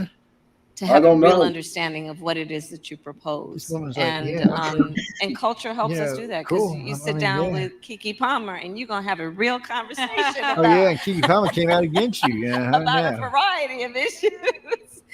But I think it's so important also just to be present. We have to be present. And in this moment, I think there's a perversion in some ways about what it means to have strength. Why are we watching this? Some people would suggest that it is a sign of strength I think she's based on who you beat down. Yeah, you've been beat down. You look beat down to me. She didn't say a damn thing. Well, no, that's the whole point. So this woman asked her, a pointed question, and that was the response she got: jibber jabber. And that's pretty much all you're going to get from Kamala Harris is jibber jabber. I don't know if she knows how to speak anyway. Being a prosecutor all those years, and I always have to just basically lie half the time. I don't know if she knows any other way to speak but to lie. And the jibber jabber, when she's like, what you on about? Get a grip. Well, actually, we got a couple of news things I want to go with. So Hamas is all upset at America. Oh gosh! Because America deployed an Ohio-class missile submarine there. What about the F-22s we just dropped over there? But they're more worried about the submarine for some reason. I don't know what to tell y'all. It's an Ohio-class submarine. It's pretty badass. It's not the most stealthy submarine we got. I mean, you probably hear it coming. 6 tubes, 4 forward and 2 aft. And if you do hear it coming, it probably means you're dead. But it's you won't hear that one coming. My dad worked on those guys. Those things are quiet. Well, the U.S. is putting. Pretty soon, we're going to have a mini fleet over there, and I don't know. That generally means we're getting ready to kick somebody's ass. If Iran gets froggy, they're gonna wish they never did. We'll be swarming their asses like bees, man. They won't know what the hell got hold of them. And don't get me wrong, almost all of them, and their fastest plane they have, I think, is an F-14 Tomcat or an F-25 Fox, but it's one of the two. I think they have both. Other than that, and our F-16s can. Well, F-16 might have a hard time with a Tomcat, but still. Everything else we have will shoot them down like they're nothing. An F-16 with an experienced pilot versus an F-14 Tomcat with an inexperienced pilot is going to win every time, probably. Plus, the armor packages for each jet much different. What the F-16 is carrying is probably much further range, better ordnance, all the way better missiles. I mean, everything will just be better all the way around. So, what's that? The Tomcats got retired because of the Hornets, the F-18s, yeah. F-18s, yeah. F-18s are badass. They don't need to be stealthy. They're just badass. Well, because if the Tomcats really want to, because they're FA, which means fighter attack, they can call in an F-22 or an F-35 squadron ahead of them and call in the air and say, hey, look, we need a squadron to fly ahead of us because we're running a bombing mission. And we don't want to dedicate all our F-18s to fighters. Well, F-18s can carry a pretty serious load. It's pretty cool. It's a pretty cool jet. Fighter attack, people. They can carry a full-size Mark 48 torpedo or Mark 52. That's probably what they're at. I think they're beyond the Mark 52s now, but still, how long is that? It's like a 7 or 8 foot long weapon. Yeah, it's pretty big. They're huge. Yeah, and what's the they're diameter? A torpedo, basically. I mean, they're just basically a freaking torpedo, is what they are. Jackie, it is true. The Kremlin did initiate unexpected dialogue with Washington. Putin's in trouble. This unexpected invasion of his country is just something that no one was expecting. And plus, there's been no response. Well, how can he? Most of his troops are committed in Ukraine. There's no way that's all the troops the Russians have. So what the hell? Not all, but most. The rest are holding down the fort in St. Petersburg and Moscow.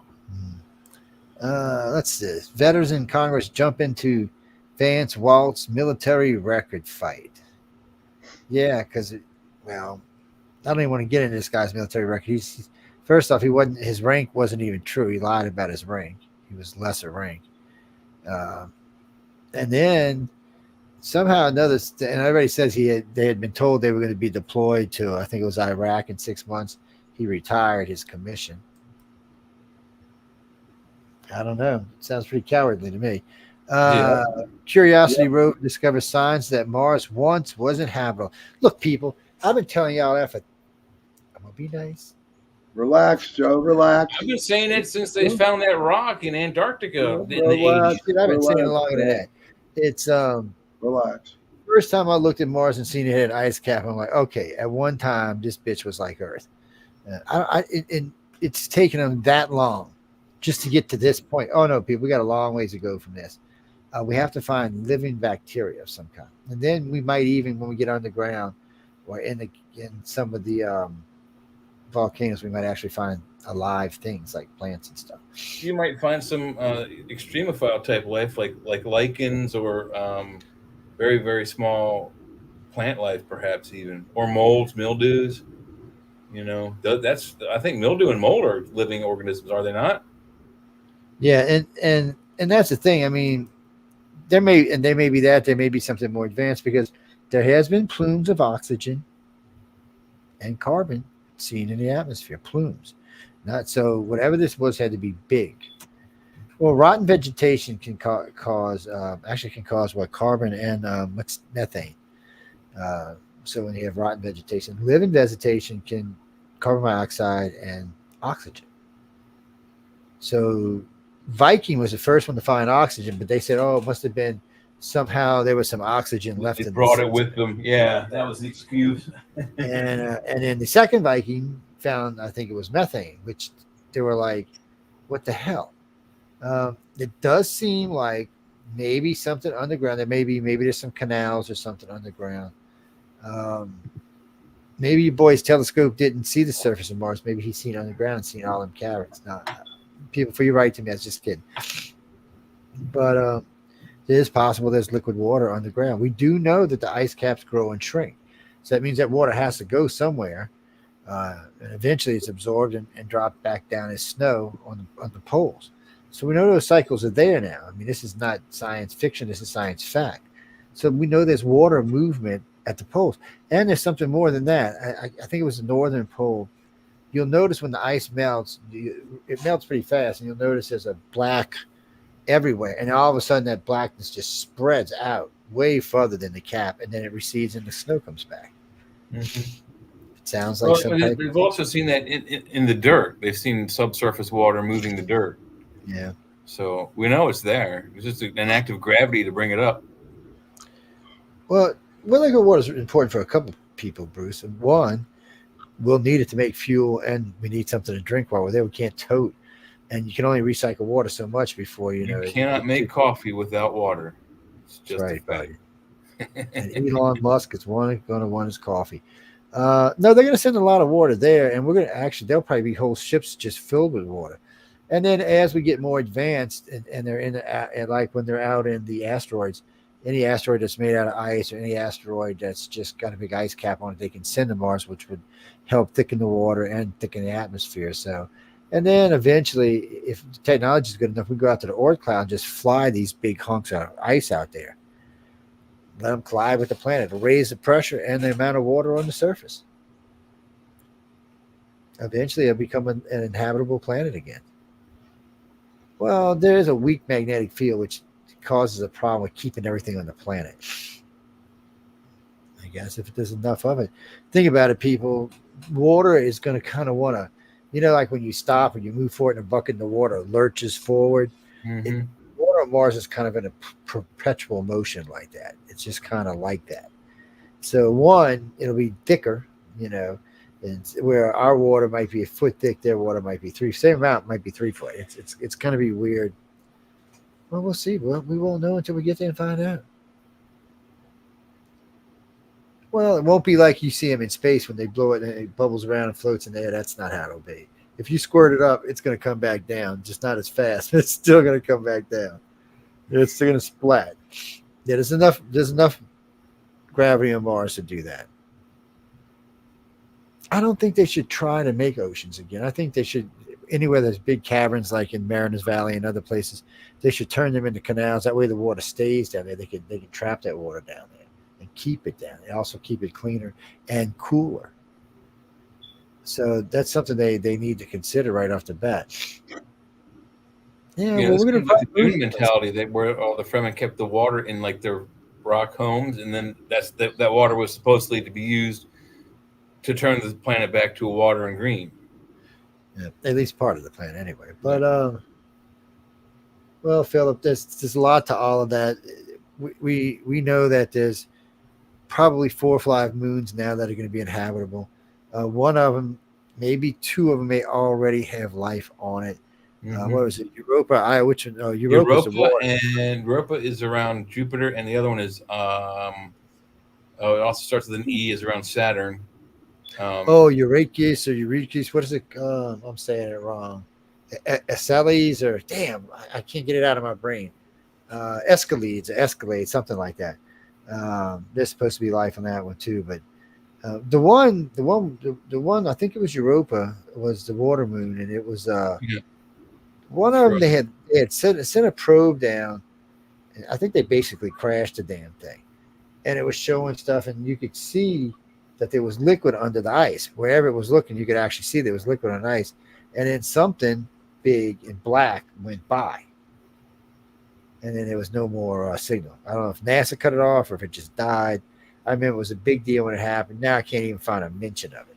I've looked all over the place for it. I did see something a while back, but nothing real. Well, and that was also predicted in 2010, the year we made contact, where the Russian crew of the spaceship who's like shuttling Roy Scheider and the Americans to the Discovery, they find a patch of chlorophyll, and just before they confirm the chlorophyll, their probe is destroyed by the monolith. Oh yeah, well, those outer planets are going to eventually be alive. Whether it happens sooner or later, whether it's when our sun goes super red giant and heats everything up, or whether something happens with Jupiter. I mean, no one. I mean, our solar system is going to live at least another 10, 15 billion years. Well, so they say some of those moons, if Jupiter were to go solar, become a star. Most of its moons would be destroyed, but they say some of them are far enough out that if they survived the blast, they would it would become a mini solar system within this solar system. Yeah, that's what they were talking about. Yeah. And a lot of the ones we're talking about are outside, actually good enough ways outside the blast radius. It should be really habitable for them. Plus, it'll do stuff like actually start the Oort cloud melting, because there'll be power between the two suns will be enough to start it melting. So right now, I don't even know how. I think it's the biggest mass of rock anywhere in our solar system, or ice, because a lot of it is just ice. It's just water. So this is another thing I've always wondered about. So we know that there was that planet between Mars and Jupiter, and it was 5 times the size of Earth. So if it was like a water planet, that's a lot of water. Yeah. So if it didn't burn up, where did it go? If the planet just blew up and the water got sent into space, is that part of the Oort cloud? That could be a big chunk of it. Yeah. And there are going to be debris like Pluto and Charon, planetoids, which we've now found out that somehow or another Pluto and Charon have active systems on their planet. They're supposed to be, well, basically a rock of frozen ice. Now we found that not only does Pluto has different kinds of ice on it, looks like it has oxygen and liquid water. It looks like it moves around. It's not what they were supposed to be finding. Huh. And they don't know if it's because of the way Charon orbits it, it's pulling on and creating heat and stuff, or what. They don't. I mean, it's outside of the reach of our sun's gravity and sun effect, and nothing else out there can be warming it up. So it's kind of a weird thing. They don't. Well, they always swore there was another planet out there, and recently they've been thinking there's something in the Oort cloud that they seems every now and then the sun jiggles a little bit, and they think maybe, but not enough to really say that it's a planet.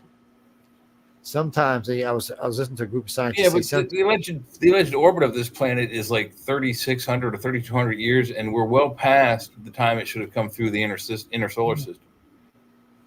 That's not what they're talking about now, though. NASA and them are talking about that this may just be the planet that's out there that we haven't seen yet, because there is a jiggle on our sun, every once in a while. And then some scientists say it might on Neptune, Uranus, and Saturn as well. But sometimes they say that they don't think it's a planet. They think it's when a bunch of ice comes together in the Oort cloud, and that's what causes it, because it's not always happening. If it was a planet, they also said maybe it's a brown dwarf that's like our system. But whatever it is, binary system, and then one of them turned into a brown dwarf and is no longer emitting light. Yeah, but a brown dwarf would probably still kill us, even if it's inside of our solar system. It would probably still kill us. So I'm not betting on that's what it is, but it's a plus.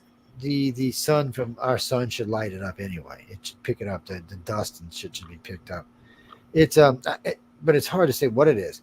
But the point is even if it was a brown dwarf or a real planet, it would be tugging on the sun all the time. This isn't.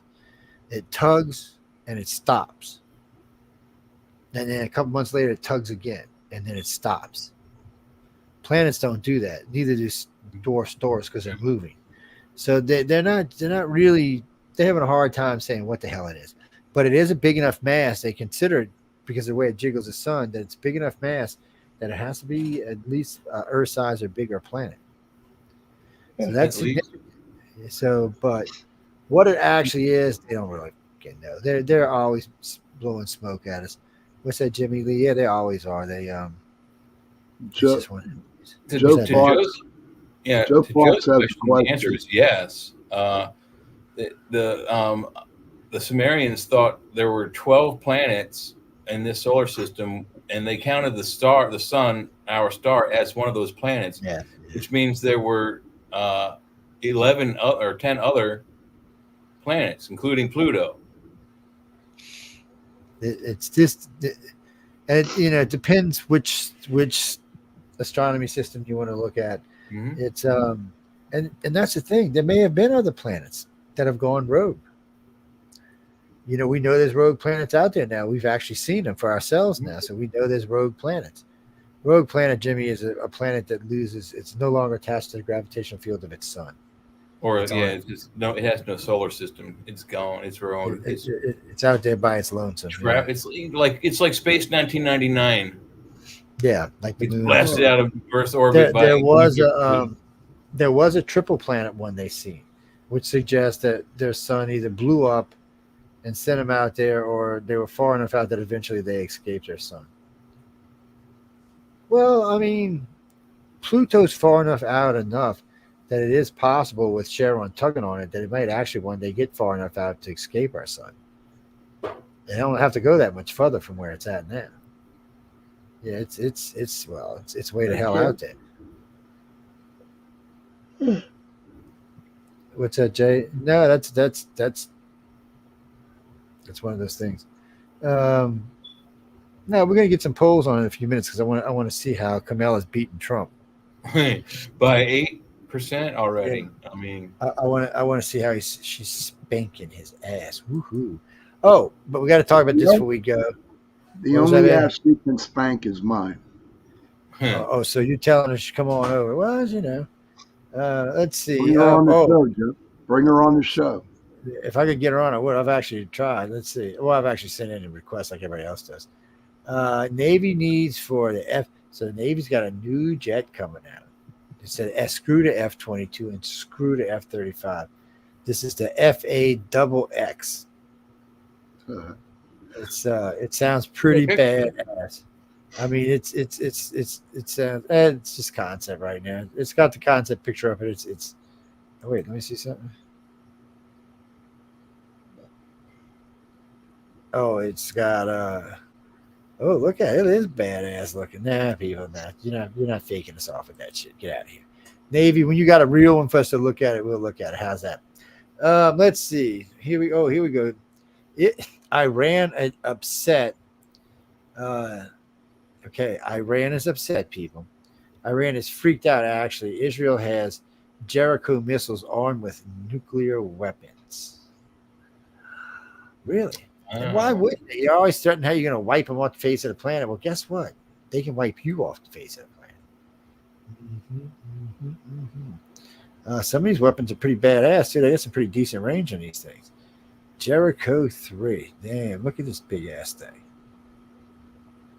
Speed, 15,000 kilometers a second. Yeah. What's the payload? 1,000. Range 6,500 kilometers. What is it? About 3,500 miles. That's. Ooh, Iran! Don't be pissing off Israel anymore. They'll be nuking you. Jeremy. So yeah. No, I've seen that. The ones that says the race weekend, a change in the 2024 presidential race. Yeah. Now, if we had time, we go. It's like 45 minutes long. Yeah, they got some evil looks from both of them, man. They're like, Trump's like standing there like, oh, I'm God. Kamala's like looking at him like, hey, baby, what's happening? It's oh man, there is a video of Bill Clinton staring at Ivanka Trump and Hillary Clinton catching him. It is, oh man, you just see Hillary look at him like, really? But Hillary, come on. Ivanka, Hillary. What do you think? Who are you going with? Well, we know Sean going with Hillary.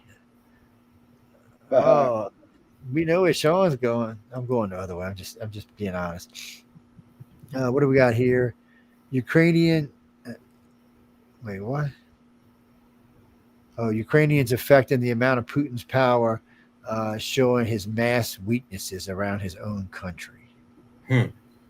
Yeah, just keep. He's going to put a tactical nuke on you, Kiev. You better quit it. Obama, Biden, and Trump judges deal legal blow to Robert Mueller. Mueller, I'm sorry, dude. I know you're working hard, and you're trying to get the truth out there. White dudes for Harris say it broke Fox News after awkward segment with Jesse Reiters tries to force co-host to wear something. What? That just looks like this stuff, dude? Actually, I don't think y'all can see it because it's not up on the screen. It's where we were looking at videos from a little while ago. Let me see if it'll pop up. It's this one right here. That's where I was reading it from. And I'm just going through these links. These are links we keep for the show. How science suggests God may have created the universe. Look at that. Are they that bored that these writers have to come up with some shit like this? Hey, at least they're admitting fundamentally that it may be possible. It's a first for them. World War III will occur within a decade, with military experts predicting it will reveal rival past conflicts. Sorry, I don't think you're right. I don't think Putin or Xi Jinping wants to get nuked. Putin unleashes fury over Zelensky's border incursion, but does not. Well, their actions may change if Trump does not win, it does still seem likely that he will. If Trump doesn't win, they're going to invade. Taiwan's going to get invaded. I'm not sure North Korea might not try to jump back on South Korea. The whole planet's going to turn to shit. Pardon my French. Well, because without a real leader, what is Kamala's going to be like? She's going to be all torn. She's not going to know who to believe. Plus, she's a crazy leftist, as far over left as you can get. Well, we can't blow people up. What? Yeah, we can watch. We have lots of bombs just to do that.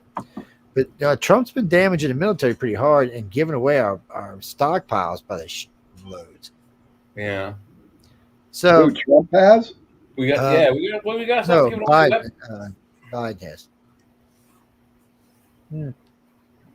Well, even if we don't give away physical weapons, we're giving away money to all these countries, especially like Pakistan, who harbored the guys who blew up the towers. So now they were talking about how Kamala was kicking Trump's ass. All of a sudden, Kamala Harris suffers double poll blows against Donald Trump. Why could that be? CNBC, NBC, they hate Trump. American Economic Survey of 1,001 adults shows that Harris is 2 points behind her Republican rival, 48-46. Go Trump, go! I'm telling you, these polls with her numbers in there, or I'm sorry, with her name on those numbers were from polls that were about Biden, and they just changed the name. Well, they actually show Biden. Biden was 45-43. Really? Yeah, so it shows that means he was still in the race. They didn't need to swap out candidates. It didn't make a real difference so far. And then you've got the AARP research survey of 1,254 likely voters in Georgia showed Trump is beating Harris by 2 points. Which means that's a swing state too. That's a swing state. Kennedy gets 4 points. Kamala gets 44 points. I think after the bear in the park thing, he lost a lot of points. Wait, you broke up. Say that again. Kennedy, he had that thing where he left a dead bear in Central Park. No. And, it was a big stink about it, and he lost, I don't know, several points. Before that, he was trending around 12 to 13. Now he's like 6.7 or something like that. No, don't be a dumbass. Well, too late in his case. Oh, now Kamala Harris leading Donald Trump across 7 battleground state poll. Now, what is these polls? Let's see. ISPO, I know who they are. Democratic presidential nominee leads Trump 42-40. She's beating him in Arizona, Georgia. We just seen she wasn't beating him in Georgia. Michigan, Nevada, North Carolina, Pennsylvania. When I seen the Pennsylvania poll earlier today, Trump was up by 3. But however, the race remains very tight. Harris leads within the survey's margin of 3.1%. And who did this poll? Why don't y'all tell me who this is? I hate polls where they're cowardly and won't tell you who they are. Well, I can tell you right here that 82.7% of all percentages are made up on the spot. That's from Stephen Wright. I don't even doubt that. A lot of this shit is so much garbage. What's that, Jimmy Ray? Oh, no. You mean you got to love you some Kamala. Well, I mean, she's so perfect. Of course she is. She's downright sexy. I mean, listen to me. Look, we know who he's voting for, though. She done got him. She did. Oh yeah, he loves her, man. He's like, baby, I vote for you. I'll be dreaming about voting for you, baby. Oh yeah. What's that, Jimmy? I'm gonna be nice. Yes, I'm just gonna be nice. But she is a very special person. That's why she liked that yellow bus so much.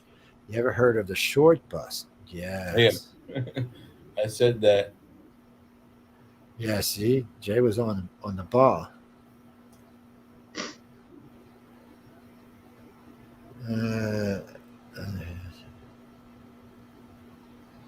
What big poll? Oh, she establishes big lead in poll, says GDM News on MSN. Ooh, I believe you.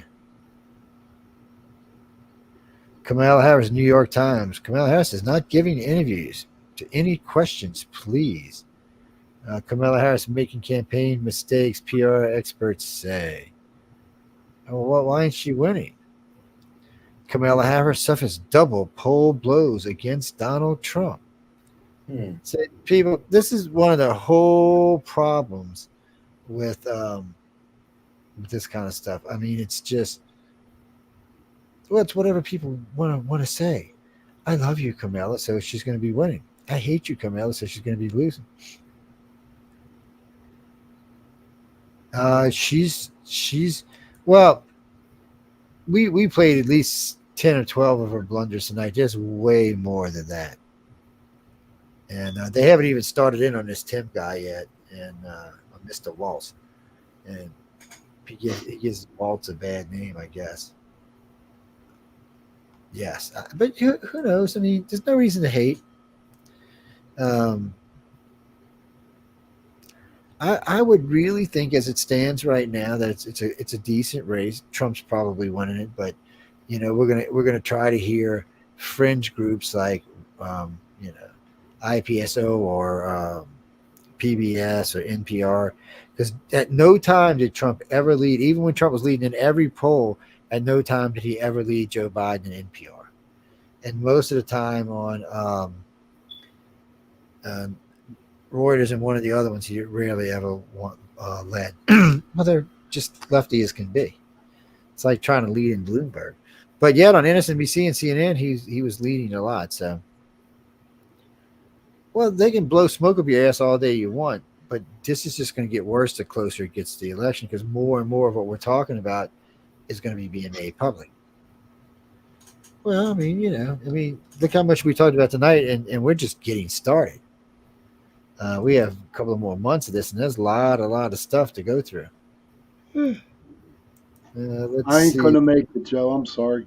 Get you some rest, man. We ain't get that long, so go get you some rest. I'm just getting ready to start these boring polls. Be good, baby. All right. Good night, everybody. Good night, Jay. Okay, so this is 538. This is one of the major polling companies. Do Americans have a favorable opinion of Harris? No.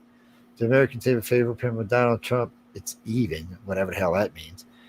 Do voters want Republicans or Democrats in Congress? That is about even as well. So it's interesting.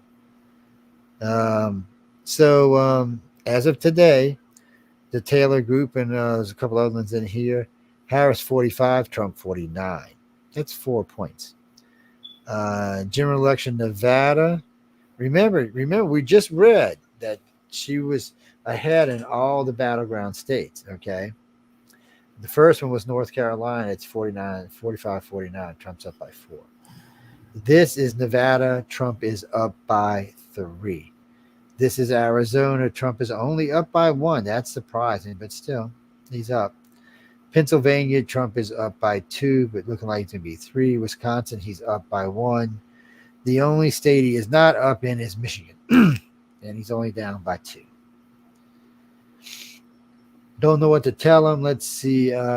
RNG, Napoleon Institute, which I know happens to be a very liberal one, just like IPSO. Harris 49, Trump 49. Harris 49, Trump 49. Harris 47, Trump 46. IPSO, Trump 47, Harris 49. IPSO, Trump 37, Harris 42. So, by the way, that's the only place you're going to actually see her ahead. Emerson College, he's 54, 34, 58, 43. He's murderizing her. The Economist, he's beating her all the way down the list. Where's the other one? Here we go. No, this is just other elections here.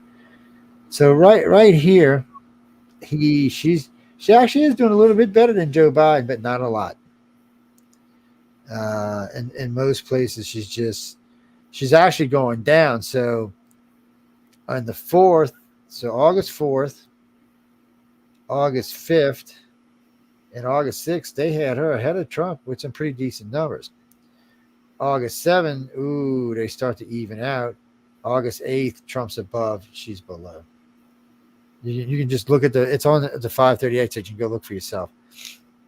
You can watch how it changes. Well, we can all hope, my friend. We can all hope. Let's see who else we got out there in the big world of polls.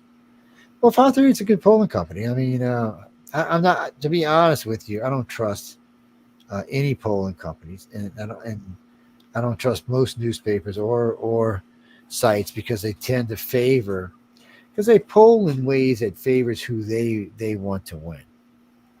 It's not that hard a thing to do. So APC, which I own, an American Polling Company, we just poll. We just put the poll out there. You click it. We don't care about anything else. It's just a vote. But we're not actually making money off it, so that's why. Let's see what we got here. New poll: Vice President Kamala Harris leading former Donald Trump by 3 percentage points nationally, with massive shift into who independent candidates is supporting 3 months before Election Day. The latest NPR PBS polls show respondents support Harris 44, 9-point lead over Trump. Well, if y'all want to believe that, I got some land down here for sale in Louisiana. Y'all can come get. Overall, the poll found that in two-way race, Harris leads Trump 51-48. In a three-way race, Trump leads 46-45. Well, Harris, it's going to be a three-way race, baby. That's their way of saying Trump's going to win the election and still letting her save face. I don't know what to tell y'all, people.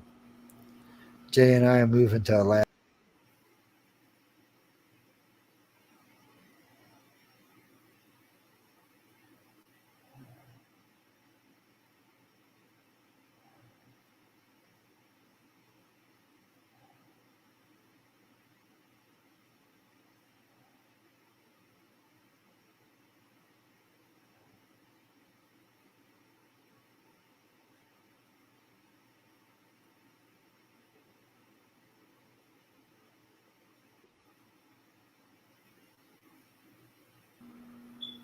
Okay, I bounced myself there. Yeah, I know, Jimmy. That was all my fault, man. I was messing with the poll things and bounced myself out. No, let's see what we got.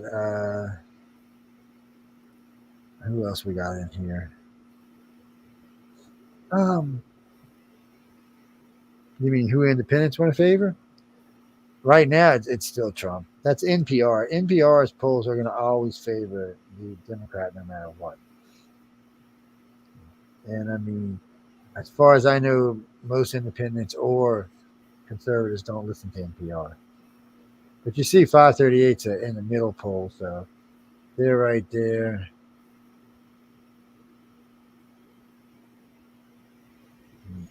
Yeah, this poll here. So this tells you how desperate they are. Harris leads Trump by 5% in U.S. presidential election poll taken into Ukraine.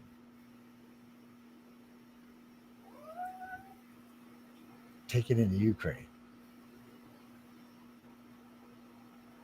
Yeah. And why? That's what I'm saying. Why do you have to get a poll out of Ukraine for your candidate to say they're winning? None of them are voting in the United States elections. Yeah, nobody's voting in there. Oh, look, Trump's winning in Staten Island. Look at that.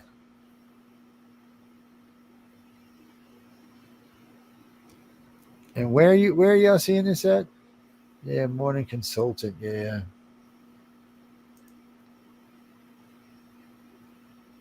But I see while we're talking, I'm looking for their polls where they're saying that we're seeing a large influx of voters in those states, because we just went over all of those states and she was winning. I mean, he was winning every one of them. Breaker 19. It's the Pony Express. I don't know. We got a bad website, I think. Weird, but well, I mean, the New York Times said Trump always ahead of Biden.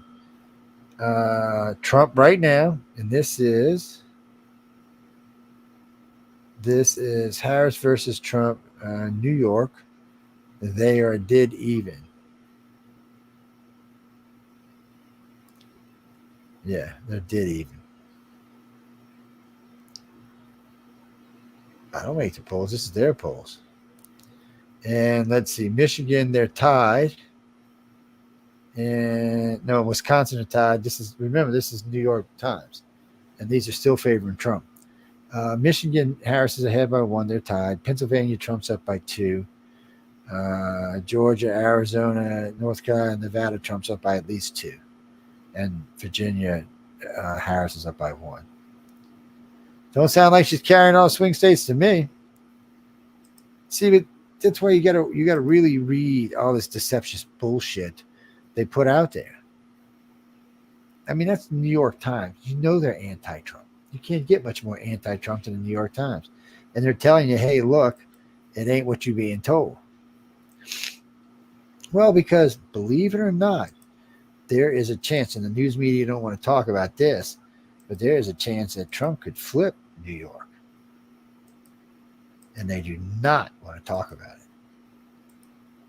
Yeah, because it'd be the first time in a long time. Currently, without any of the swing states involved, Trump has 235 delegates. She has 220. And then that's with not any of the states in, but Georgia's his, Pennsylvania's his. That gives him the election. So, sorry, guys. It's a hard path for Harris, any way it goes. Because we haven't got into the good stuff yet about how crappy the economy is, how crappy the place is. Yeah. Well, I did it New York Times because I know it's something that hates Trump, but is trying to be honest with its polling system because it doesn't want any funky monkey business going on. So what was funny to me is when the big world leaders would poll who would you rather have, most of them said Trump, except for Xi Jinping and for Vladimir Putin, who said they would prefer Kamala. Yeah, isn't that just kind of funny? Makes me nervous is what that does. Let's see if they've got them laying around anywhere. It's usually around here somewhere. Well, there's a lot goes on in these maps, and there's a lot to look at. Well, there's just a lot to keep up with. No, we're getting ready to get out of here in a few minutes, but no, I've been having weird internet. Yeah, I've been hearing it going in and out. I'm not sure what's going on with it. But anyway, the current polls still have Trump winning. All the predictions I see still have Trump winning, including the Vegas ones. So I'm not so much worried about, oh, she's got an 8-point lead. Yeah, okay. She has an 8-point lead. Well, they've got to do something. I mean, first off, they kind of cheated in what they did in the first place. And secondly, they need this win bad.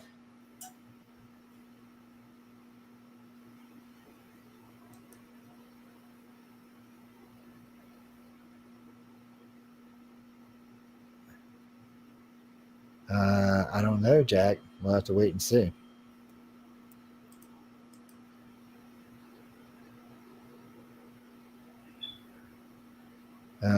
Russia fires $3 million Iconland missiles at its own territory. Don't ask me what's going on.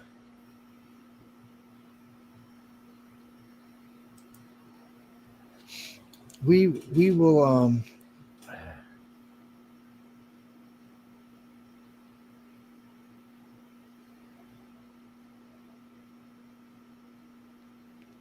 well, you know what? Give me a second. I'll see if I can play it. Let me see if it's gonna refresh itself. Well, no, there's one polling company that for some reason it didn't catch up. I don't know what's going on with that, but we'll find out in a minute. All right, let's see right quick. Present.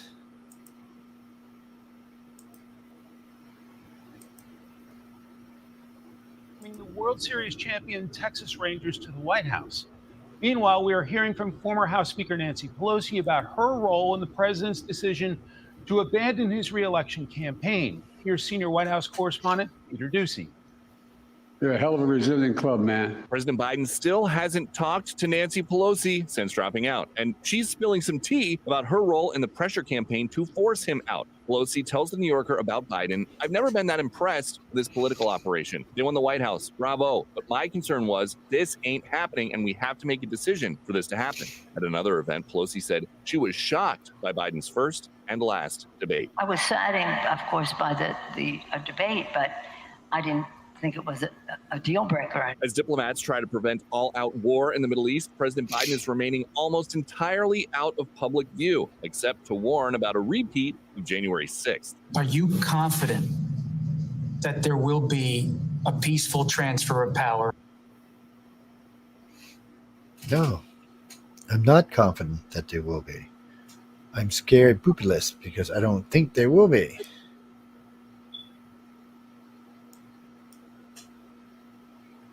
Actually, Jackie, it's Biden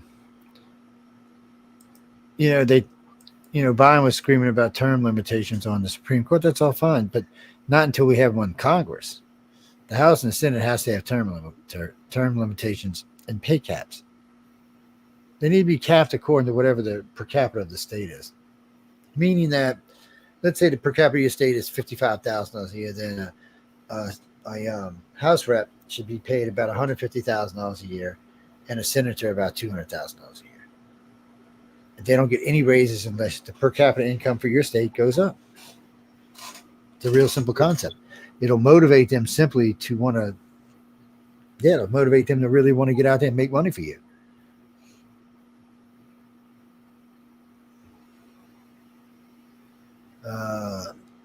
Kamala's going to be worse for rich people. Oh, I don't know about all that.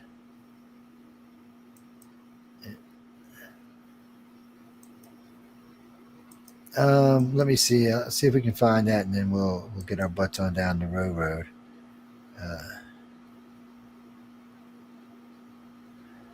Wait, what the hell is this? I gotta stop and look at this for a second, people. Science may have found signs of a hidden universe on the ocean floor.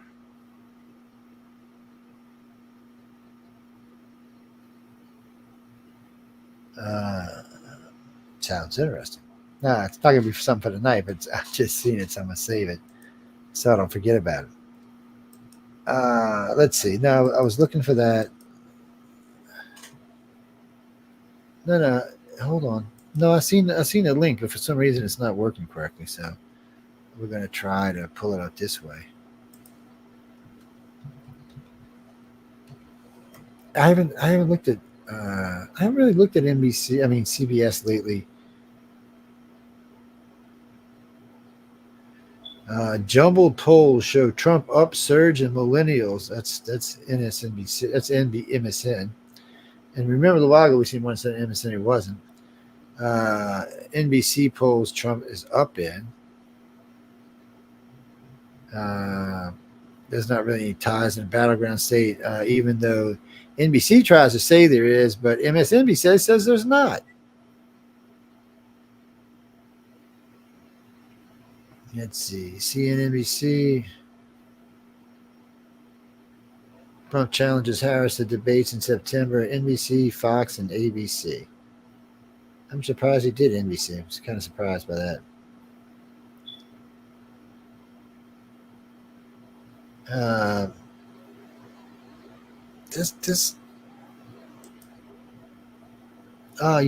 You know what? I do have that. Hold on a second. Give me a second. I'll pull it up. This is the New York Times live tracker poll. Hold on. Give me a second.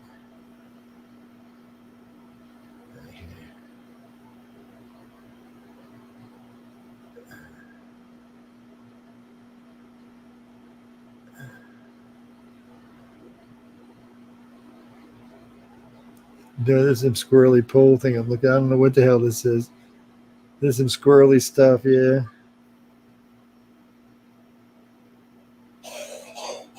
Yeah, it's oh yeah, there's some squirrely stuff going on here. Well, they still got Biden on the list. Yes. I mean, come on.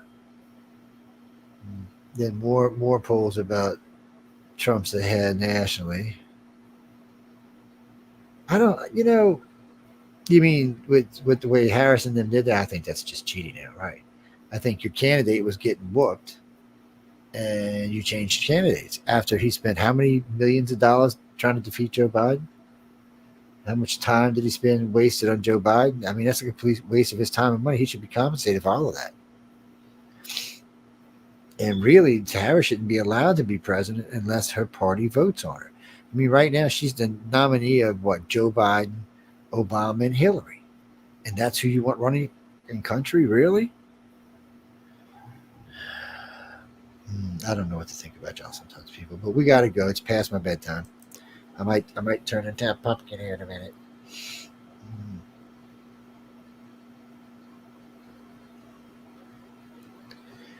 So let me see. This is what CNBC says. What's that, Christopher? Well, I was going to tell you until you rude. Thought was rude, mate. Anyway, I'm looking at another set of polls. CNN's got her ahead too, by the way. I mean, got him ahead too, by the way. This is a CNBC poll that has Trump up by 3. I'm sorry. Up here, they got him up by 3 as well. It's this is today's poll. This poll today. Yeah.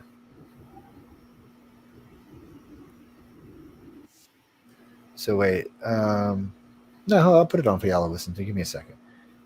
Present.